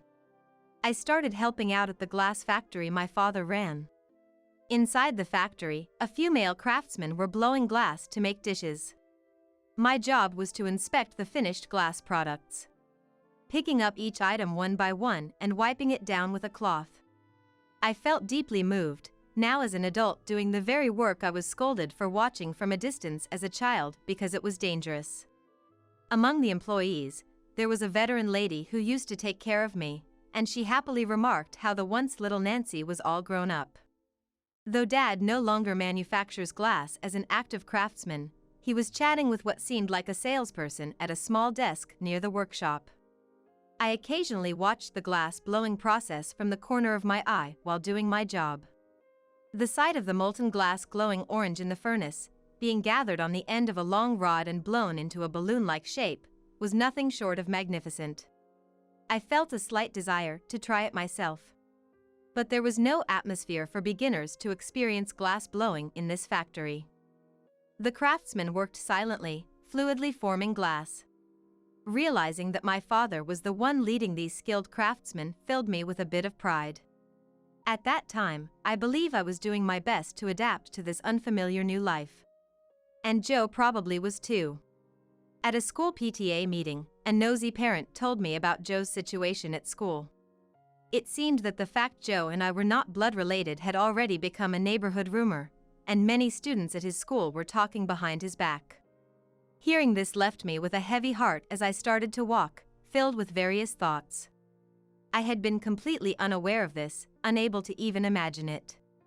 It was something I should have considered, yet it had never crossed my mind. Mostly, I was overrun with regrets, excuses, a desire to escape, and the strong wish that Mike was still here with me. Returning home, I walked down the hallway and knocked on Joe's room door. "Joe, can I come in?" "Don't open it." Joe's somewhat hoarse voice came through. After taking a breath, I quietly said, "I'm sorry." "Joe, if you're okay with it, could you tell me about what's happening at school?" Joe didn't respond. I stood in front of the door for a while before eventually giving up and starting to prepare dinner. Day by day, conversations with Joe dwindled. Perhaps he sensed my forced smiles as I tried to inquire about school. He stopped sharing anything about his daily life. Eventually, Joe stopped going to school and began shutting himself in his room, living like a recluse. Though he was supposed to be at school in the mornings, it seemed he returned home after I left for work. Even at work, where I needed to concentrate, I found myself thinking about Joe, leading to mistakes like dropping freshly made glassware and getting scolded. Dad noticed my distress and offered to talk with me. However, I felt unable to share my troubles with my father, who had left me to focus on his work during my childhood. Yet, Dad kept calling me after work. "Talk to me if something's wrong," he would repeatedly say. Despite his insistence, I couldn't bring myself to confide in Dad. Each time he said to talk to him if something happened, it felt as though he was reminding me to protect Joe, leading me to ponder every night until I came up with an idea. One morning, I quietly handed Joe a mobile phone while he was eating breakfast. Seeing his suddenly brightened expression, I smiled a little. "I bought a mobile phone, matching with mine. If it's hard to talk about school stuff, you can text me. I might be able to help." "Okay." Joe carefully cradled the new mobile phone placed on the table with both hands. For a while, there was no contact from Joe. Considering I hadn't had time to teach him how to use the mobile phone, it seemed natural, until one day, I suddenly received a message. It was written that he had learned how to use the mobile phone from a kind employee at the glass factory, so he decided to send a message. Gradually, though sparingly, he began to share things about school through messages. As a mother, I wanted to do everything I could, but even after hearing about his school life, there wasn't much I could do to help, except to send encouraging words through messages. Still, I wondered if that had made Joe happy. After getting the mobile phone, he started going to school regularly and began to lead a normal school life. Even as a middle schooler, he went to school diligently without causing any major problems, and eventually became a high school student. By this time, Joe had stopped needing to communicate through messages and would talk to me face to face about his day at school, impressing me with his candidness. One holiday, Dad took Joe for a tour inside the glass factory. It was near the high-temperature furnace used for forming glass, an area I had been constantly warned as a child to stay away from because it was dangerous.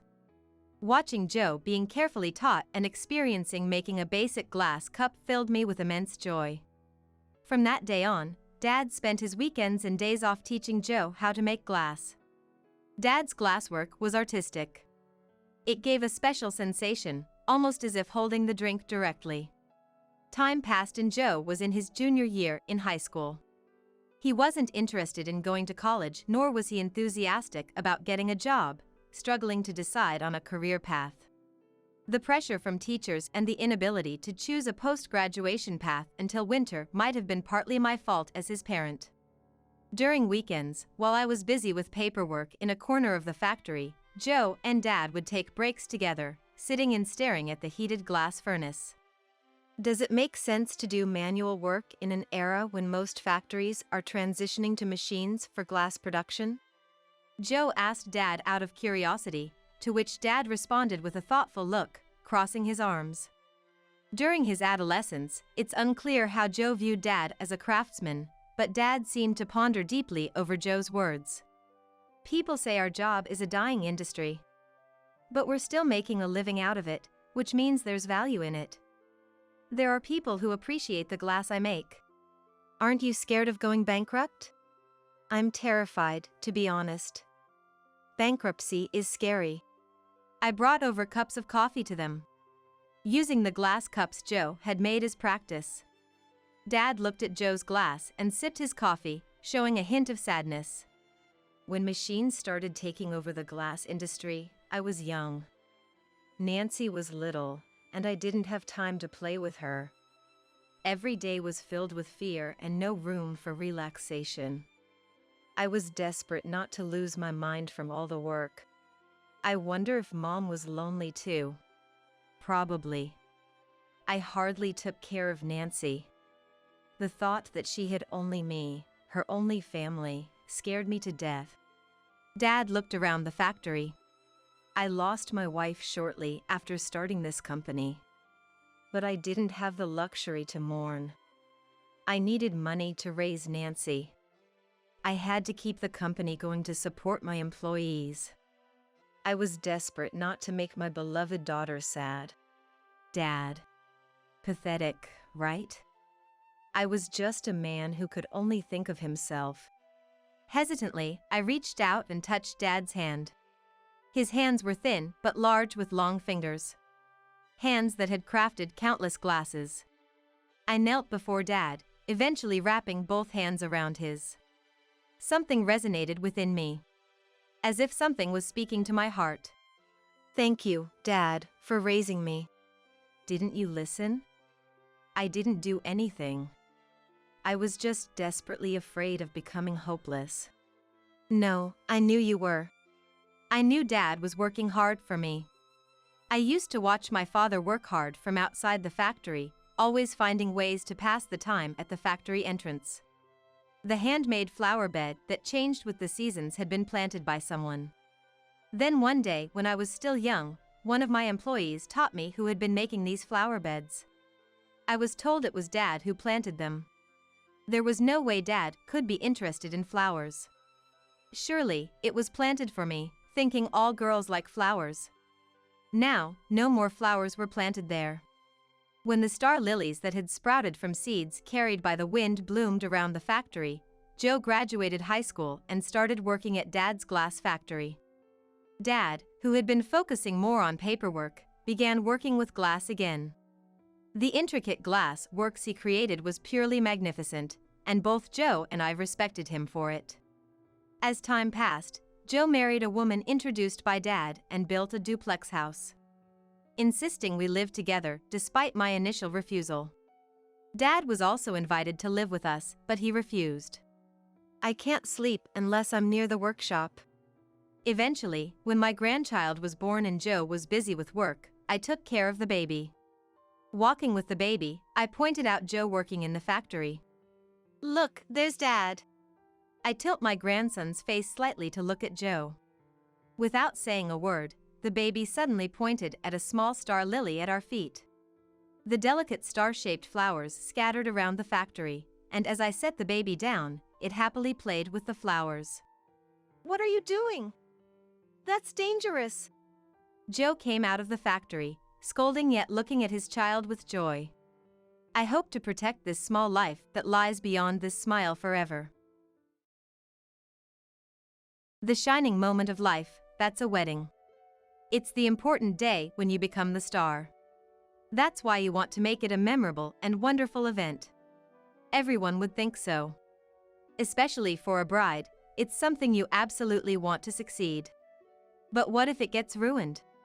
What if the groom's family is the one who ruins it? "Be grateful we're taking you as our daughter-in-law," says Ben, my father-in-law.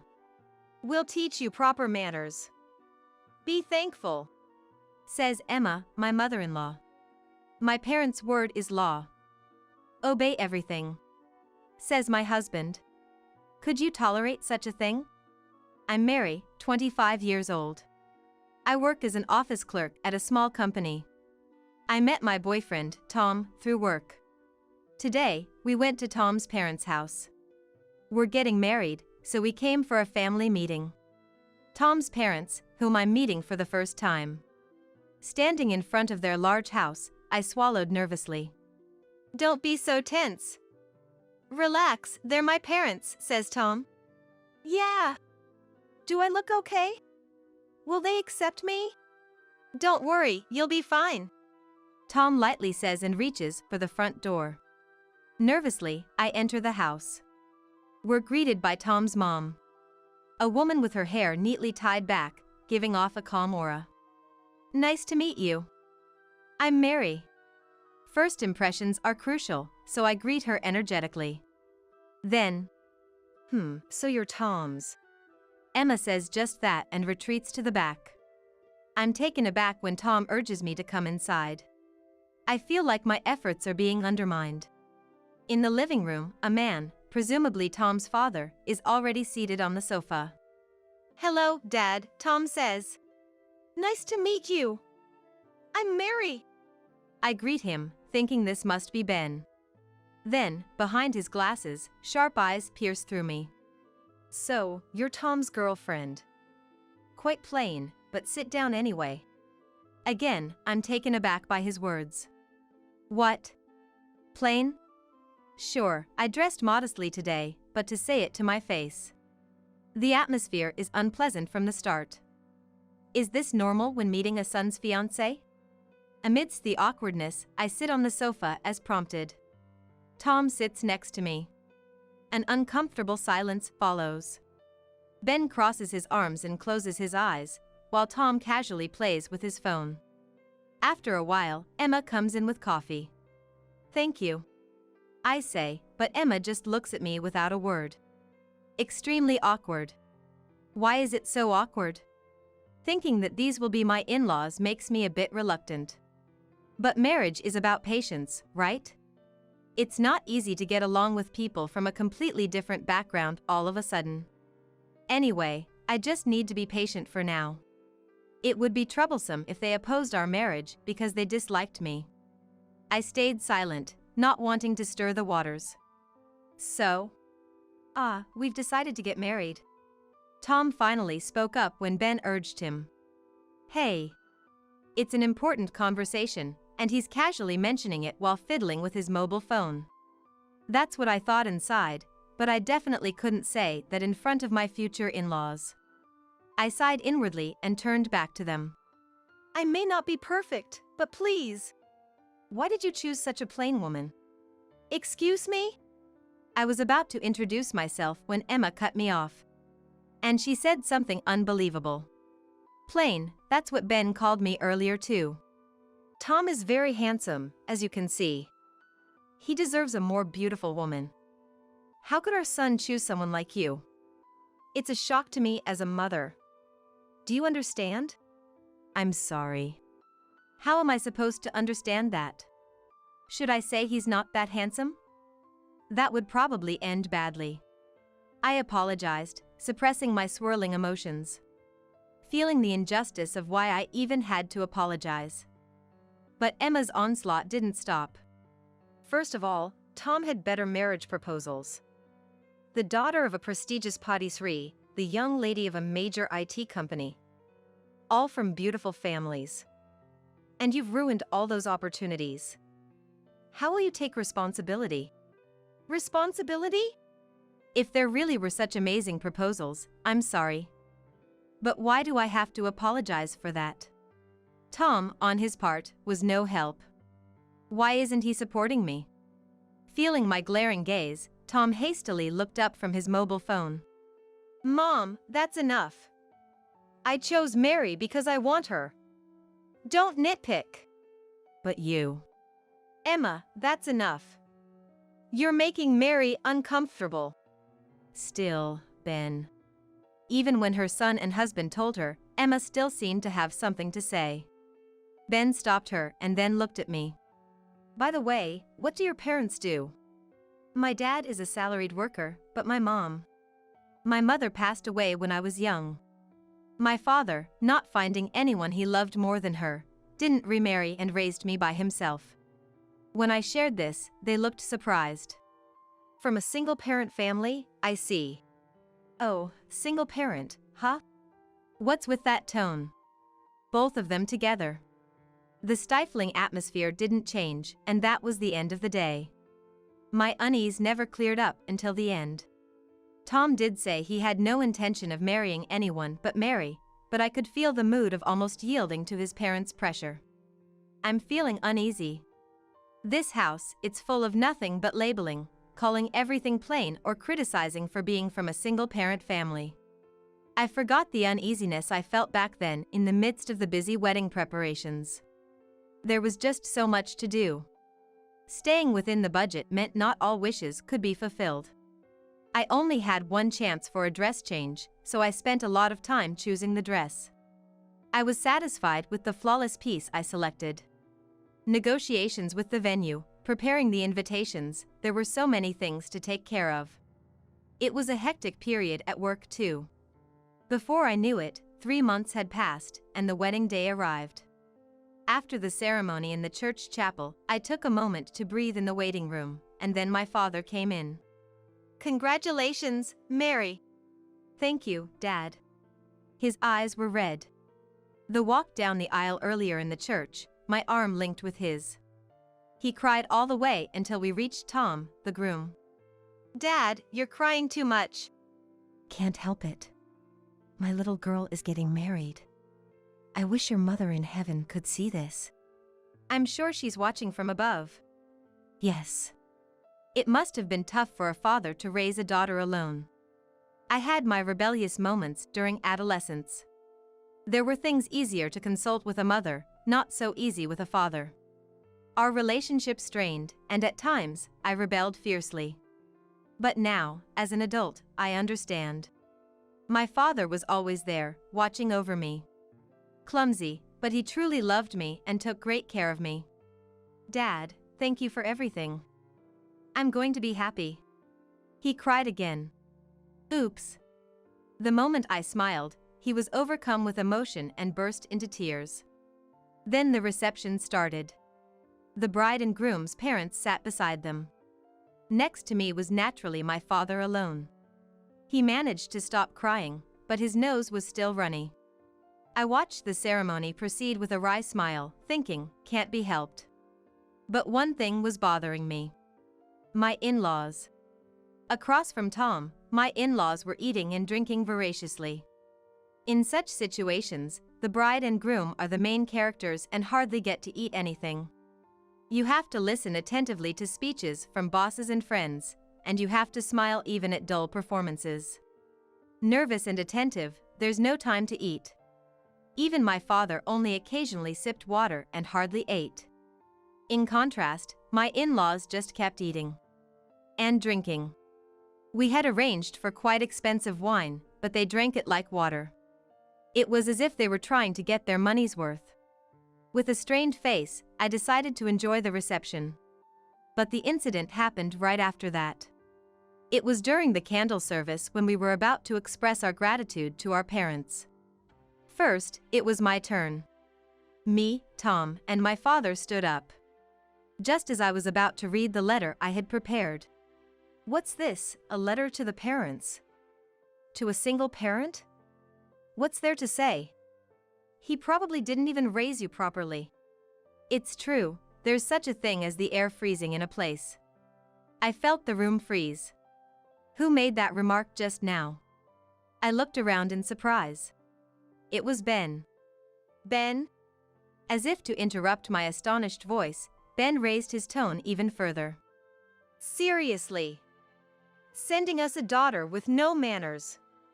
How do you plan to support us without a decent income? Excuse me? What is he talking about? Supporting them? I might understand if it's about Tom's support. But why does my income matter? Confused, I tilted my head, and Ben pointed at me and yelled. Listen. We're taking you as a daughter-in-law, so be grateful. If you have any gratitude, send us money every month. Excuse me? Shocked, I remained still, and then Emma spoke up. Really? Such a plain daughter, we didn't really want her. Even the dress she chose is plain, unbearably plain. Being from a single-parent family, you probably weren't raised properly. It's a good opportunity. You're becoming our daughter-in-law, so we'll teach you manners. Be thankful. Emma? Apparently, the two were completely drunk, their faces bright red. Perhaps this was their true feelings coming out. I couldn't believe my in-laws could think this way. I was just stunned. In a panic, I looked at Tom. Your parents are saying such things, but this must be a mistake, right? Support? Manners? They're just drunk, right? Verbal abuse towards his soon-to-be wife. I expected Tom to get angry, but my expectation was quickly betrayed. What? What are you talking about?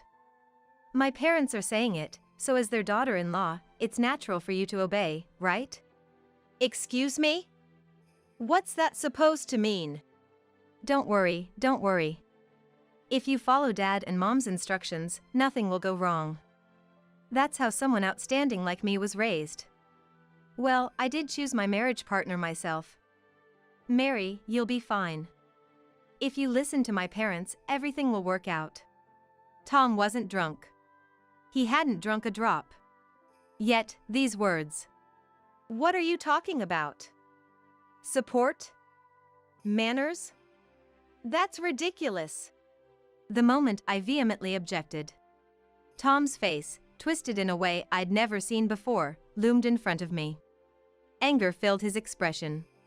What? You don't understand? My parents' word is absolute. As their daughter-in-law, you must obey everything. Don't you get it? This is why single parent. The moment I heard Tom's words, something inside me snapped. I felt cold. It was too much. I'd had enough. In an instant, my love for him vanished. I couldn't understand what I had ever seen in this man. I turned around, feeling completely detached. And my father, seeing my face, nodded subtly. Shall we go? He said. Yes, let's. My father and I stood up simultaneously and started walking towards the exit. Wait. Tom and his parents were stunned. Hey Mary, what's this joke? You're the one joking. Don't touch me. I reflexively brushed off Tom's hand as he tried to grab me and turned towards the attendees. I apologize to everyone who took the time to come here today. Today's reception will be canceled here. We will make amends at a later date. I greeted everyone firmly and solemnly. What are you doing, making decisions on your own? Tom was panicking. Shut up. How can I continue after being ridiculed to this extent? I had never directed my anger at Tom before. But this time, it had exceeded my limits of patience. Mary, what are you doing? You're bringing shame upon us. I won't forgive this. I don't need your permission. Don't you understand the atmosphere here? Continuing the reception in such a frozen venue is abnormal. At my remark, Emma hurriedly looked around. company colleagues, relatives, friends, many acquaintances. Their gazes were cold. The three of them, subjected to a mix of astonishment and anger. It seemed they finally realized their unreasonable behavior. Emma started. "It was just a little joke," she said. Too late. "What joke? How can such despicable behavior happen at such an important occasion?" That's right, there's a limit to making fun of someone. Marrying into a family like yours would be pitiful for the bride. You should definitely call it off. Boos started all at once. The in-laws and Tom turned pale. Then someone stepped forward. It was my father. Indeed, Mary did go through hardships. Being raised only by me might have had its inconveniences. But I believe she turned out to be a wonderful daughter. I listened silently to my father's words. At least, she's not a daughter who should be exploited and disciplined by you. What about you, after all? What's wrong with us? Parents who exploit money from their DIL, a son who doesn't even try to protect his bride. To me, it seems like you're the ones who failed in parenting. Voices of support rose from all over the venue at my father's words. The three of them, subjected to blame, turned paler. Then I stepped forward. And I said, "Tom, I will not marry you. I'm better off without a family like yours. Don't involve me in your life again." At these words, Tom finally started crying, and the family of three left the venue as if fleeing. A big round of applause erupted from the venue immediately after. The applause, marking the finale of the cancelled reception, made me smile wryly as I held my father's hand, and he returned the smile. What happened afterward? Of course, the marriage was called off. Fortunately, we hadn't registered the marriage, so there was no record of divorce. Tom, I thought he might come crying and begging, but instead, he became defiant and insisted on reconciling, but of course, I politely declined with a smile. The chaotic scene at the reception quickly spread among the company and beyond, as company colleagues were also invited. He faced judgmental glances and, amidst the discomfort, was transferred to a distant rural sales office. It was essentially a demotion. Right up until he moved away. "I'm sorry. You're the only one for me. I'll wait forever." He kept sending messages. I just smiled and blocked his number. Tom's parents became pariahs among their relatives. Somehow the news of their mid-reception exit spread, and they're living quietly, almost hiding in their neighborhood. "Please, come and be our DIL to clear up the misunderstanding," they pleaded, but what was that all about? When they became too persistent, I warned them that I might take legal action, and they finally quieted down. Since then, the two followed Tom to the countryside. I hope they never come back. For years have passed since then. In my arms is a small life. After what happened, I thought I wouldn't marry for a while, but life is unpredictable. I met a man through work and am now living a happy married life. "Mary, let me hold the baby too," says Dad. "David, you just held him, it's my turn now," says Nick. "You get to hold him every day, I only get to occasionally, let me have a turn," Dad protests. "Both of you, it's time for the baby to sleep. You can hold him again later." I smile wryly at my father and husband vying for the baby. Feeling the baby stir in my arms, I think to myself, may your life be filled with happiness. Just like my father raised me happily. With love, as he loved me. I will protect you. Because I love you. So, may your life be filled with immense happiness. Hey! Open this door. Are you out of your mind? I won't forgive you. Probably, that's what they're saying on the other side of the thick door. But I can't hear them, and frankly, I don't need their forgiveness. Facing the three flustered fools on the other side, I waved with a smile and said, "Let's go.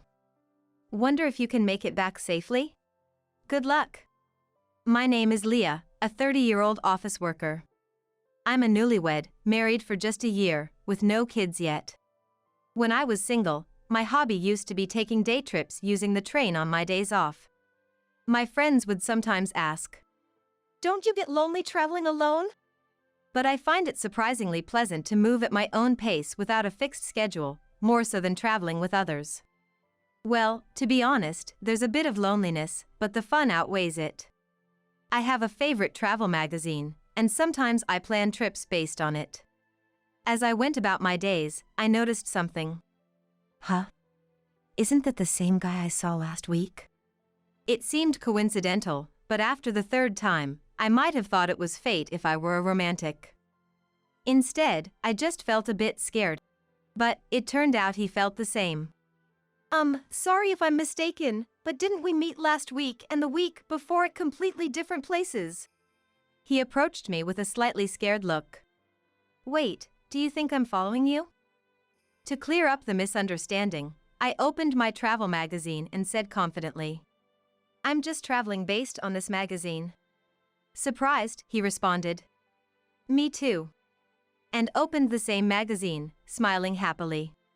That was how I met my husband, Henry. He turned out to be a really interesting guy. I, being cautious by nature, always end up carrying a lot of stuff, but he said, I always travel light so I can move easily. Nowadays, with cashless payments, you hardly need cash. A mobile phone is enough. He laughed joyfully. Talking with someone with such different values was very stimulating. We hit it off discussing our favorite travel destinations and exchanged contacts that day. Though we both liked solo trips, we started going out together more often. Surprisingly, I enjoyed sharing memories with someone else, and I found that local food tastes even better when shared. One day, after about 6 months, Henry asked me to go out. I didn't feel bad at all, in fact, I felt the same way. And remember being very happy. We decided to get married 6 months into our relationship. I thought our happy newlywed life was just beginning. But my expectations quickly shattered due to Henry's parents.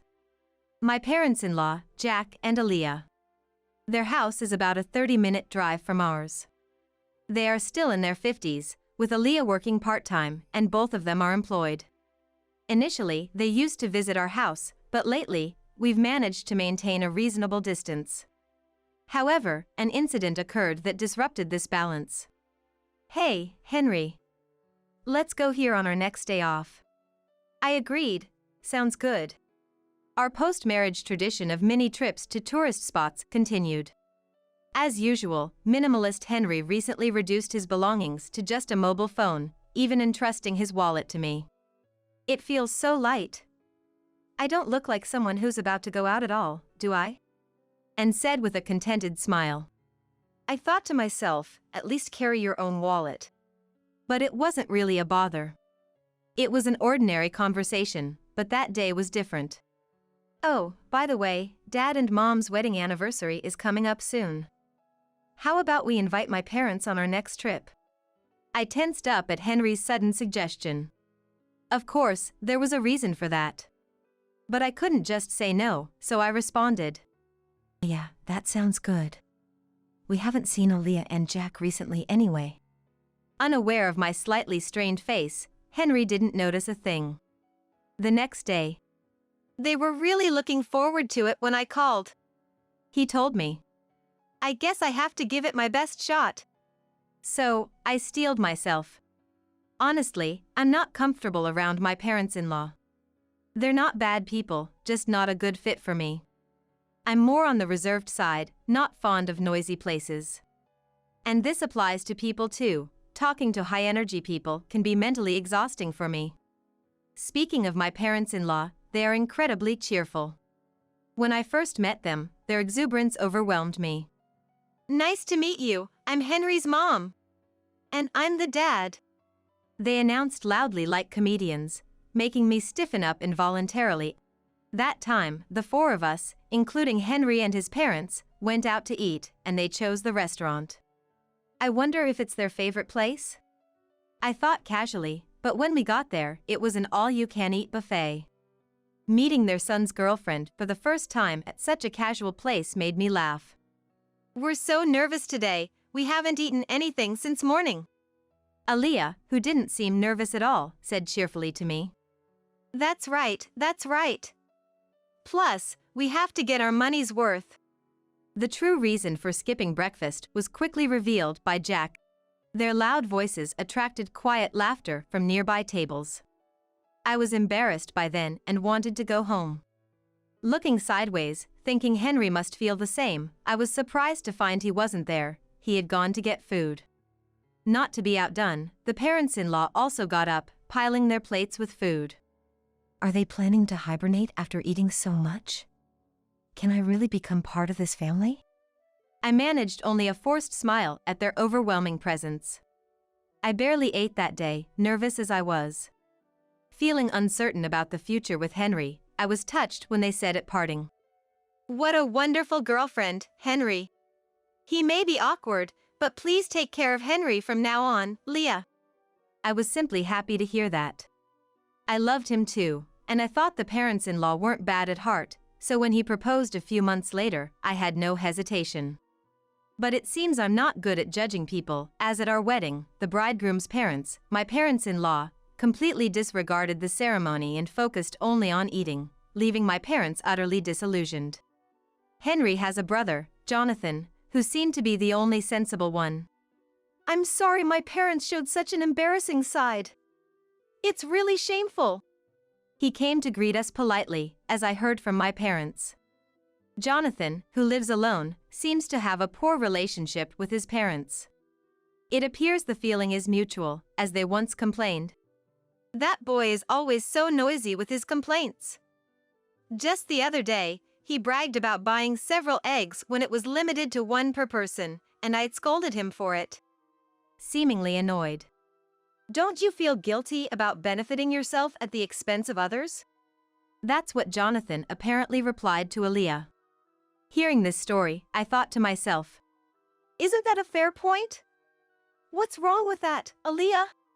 I honestly felt that way. When the parents-in-law came to visit our new home, they arrived empty-handed. That wasn't a problem, but then they started rummaging through our shelves, exclaiming, Isn't this the snack they're advertising on TV? I've been wanting to try it. Oh, and this one too. They foraged through my hidden snacks like they were on a treasure hunt. Even though I bought those snacks, Henry, without any malice, said, If you want them, take them home. That's fine, right, Leah? I wanted to smack him right there and then. Sure, go ahead. All I could do was respond with a forced smile.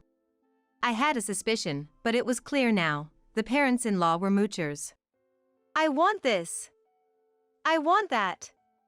Give me. Give me. In the early days of our marriage, they came over every week, sensing an opportunity, and I was almost driven to neurosis. Hey, don't you think there's something off about Aaliyah and Jack? They're kind of annoying. My anger exploded, and I ended up fighting with Henry. Despite how angry I was, Henry looked puzzled and said, No, not really. Is it that strange? They've been like that since I was a kid. Don't worry about it, he said, patting my shoulder lightly, which made me furious. Are you kidding me?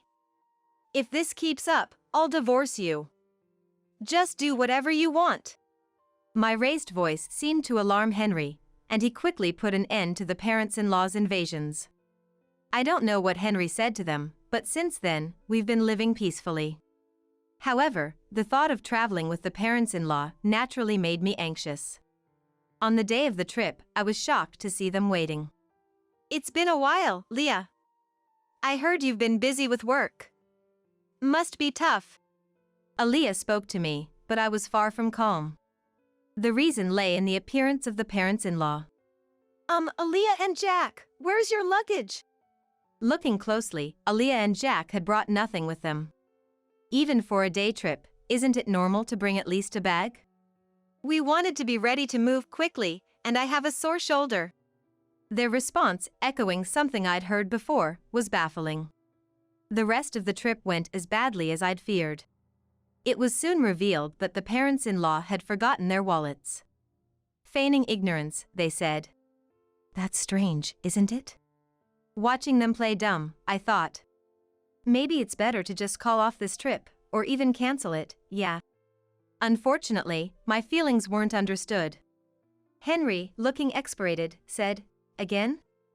My folks have always been like this. I'll cover for them, but make sure they pay me back." It seemed the trip would continue. As the parents-in-law laughed and apologized, all I felt was disgust. Even after we arrived at our destination, the parents-in-law's rudeness didn't stop. They complained to the store staff. "Isn't there any free tasting?" "Wow, stingy, huh?" When I, feeling thirsty, bought a drink and hadn't even taken a sip yet, Aaliyah said. "Can I have a sip of that? I'm thirsty too. I can't believe I forgot my wallet, huh?" While I forced a smile, an exasperated Henry intervened. "Stop it, it's embarrassing. Look, I'll buy you one." Overhearing this, Jack muttered under his breath, referring to me. What a stingy woman, lacking compassion. I didn't miss his comment. I could say the same to you. I should have left at that point, but I was a bit stubborn. A similar incident happened twice more afterward. Apparently, the first trip was so enjoyable that Aaliyah contacted Henry for another. When I saw them on the station platform, I couldn't help but feel chills. The second time they brought their wallets. They brought their wallets this time, but when the moment came. "Oh no! This is the wallet I used before. I rushed out in such a hurry." Their obvious lie was something only Henry would believe. And on the third trip, they forgot their wallets again. By then, it was clear, it was a deliberate act. "Aaliyah. Excuse me, but did you deliberately forget your wallet? You never intended to pay, did you?" I hit the nail on the head, and her face turned red. "Hey, what a rude woman you are. Apologize to Aaliyah." Jack glared at me, demanding an apology. "No way. I've thought this for a long time, both of you are just too greedy." Caught in the argument with the parents-in-law, Henry seemed at a loss. Tourists around us watched curiously. Noticing their gaze, Henry seemed to feel ashamed and finally. "Stop it, please." He broke down crying. I was honestly disillusioned. But the parents-in-law reacted differently, rushing to a crying Henry. "I'm sorry, Henry. It was my fault. You're so kind to cry for me," Aaliyah said, with Jack quietly standing beside her. I didn't know how to react to this farce. Only one thought came to mind. "Yeah, this is impossible. Let's get a divorce." That was all I could think. Seeing Henry's tears, the parents-in-law seemed to lose their fighting spirit. "Leah, we know we're often in the wrong. It's Henry's money, but still, we've taken advantage of him. It's Henry's money, after all." I don't know why they said it twice, but their words, dripping with sarcasm, showed no real remorse. And so, it was confirmed that they had deliberately forgotten their wallets. Aaliyah referred to it as Henry's money, but we both work, and his salary is only slightly higher than mine. Our actual incomes are not much different. Recently, every trip with the parents-in-law ended with, "I want to buy this too. Maybe some gifts for the neighbors as well. What's that? Looks tasty. Hey, Henry. Buy that for me." Because of their endless demands, Henry's credit card bills were shockingly high.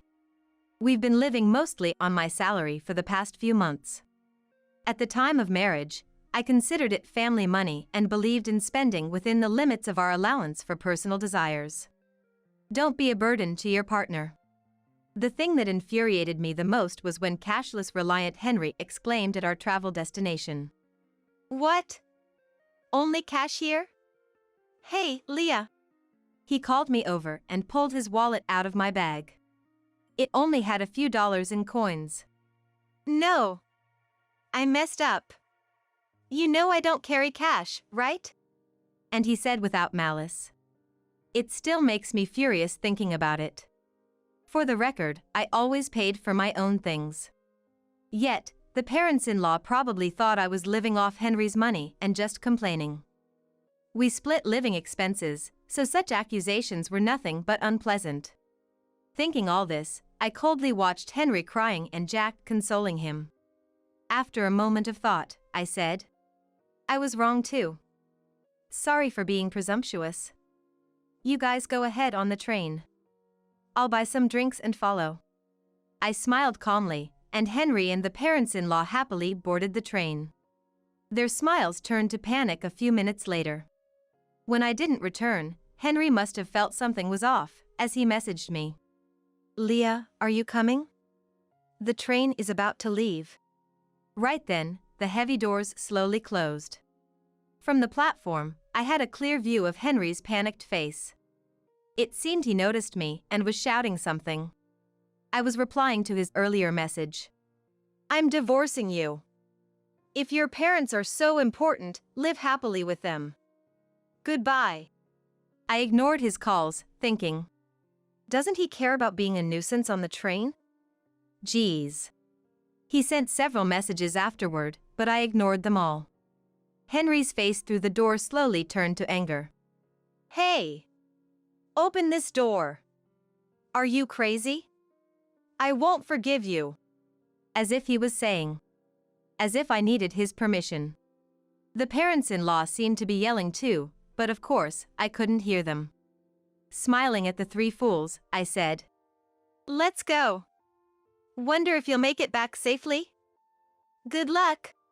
The train quietly departed, quickly disappearing from sight. That train won't stop for a while. Walking back would be quite a challenge. After watching the train leave, I hurried home to pack my bags and left. I stayed with a friend I'd been discussing divorce with. Henry's barrage of messages continued until they suddenly stopped. His phone must have died. He often forgot to charge it before bed, and it was only at 20% this morning. Portable battery chargers are essential. That was Henry's mantra, but his crucial portable battery charger was in my bag, along with his wallet. I left all the belongings he entrusted to me at home. He must be panicking by now, but that's not my concern. While planning my next steps with my friend, my mobile phone rang. The caller was unexpected, Jonathan, Henry's brother. "Leah, I'm sorry. Did something happen?" According to Jonathan, Henry's phone had run out of battery, and in his panic, he dropped it, shattering the screen. Unable to reach me, the desperate parents-in-law could only think of one person to call. "So, I got contacted, but all I got was ask Leah for the reason." He seemed unwilling to say more. I told Jonathan everything about Henry and the parents-in-law without holding back. As I spoke, I could hear Jonathan's voice getting sharper over the phone. From the other end, "Leah's making a fool of us. Tell her off, Jonathan." The in-laws were loudly insisting that Jonathan, with his way with words, would outtalk me. After I finished explaining, Jonathan snapped. "Hey! You scoundrel! Are you stupid? What? You scoundrel?" I had heard from Aaliyah that when Jonathan gets really angry, he becomes intimidating with a high-handed tone. And since Jonathan only speaks sense, Henry and the parents-in-law can't retort when he gets like that. I could hear the in-laws arguing in the background, but I quietly hung up the phone. Henry was not content with the divorce, but after I conveyed through a lawyer that I wanted to divorce without any further contact, he reluctantly agreed, accompanied by Jonathan. Later, Jonathan told me that the ex-parents-in-law had always been terrible moochers, disliked by neighbors and even school associates. When Henry returned to the ex-in-law's house, he quickly became the talk of the neighborhood, and now all three hardly ever go out. Henry's colleagues, not knowing what to say about the quick divorce, were treating him like a delicate subject. "I'm glad to cut ties with them after this incident," Jonathan told me with a laugh. The ex-parents-in-law were known at the local supermarket for their outrageous behavior. "This is expiring soon, so give me a discount. It's a little damaged, so I'll take it for free." Jonathan expressed his long-standing embarrassment and disdain for his parents' behavior. Recently, Henry has been seen joining them, reflecting their blood connection. It turned out the ex-parents-in-law were both gambling addicts, often skimping on food expenses, which explained their constant hunger and lack of money. When asked about the reason for my divorce, I can only say it was a difference in values. If anyone can tolerate such behavior, they must be incredibly broad-minded. It was just too much for me. I've continued working and even started a side job as a web writer after my travel blog caught a publisher's attention. I still travel, combining it with writing assignments. Solo travel seems to suit me best. Last month, I earned a decent income from writing, so I'm planning to take a vacation to a resort somewhere far for relaxation. I'm still only 30 years old, life is just beginning.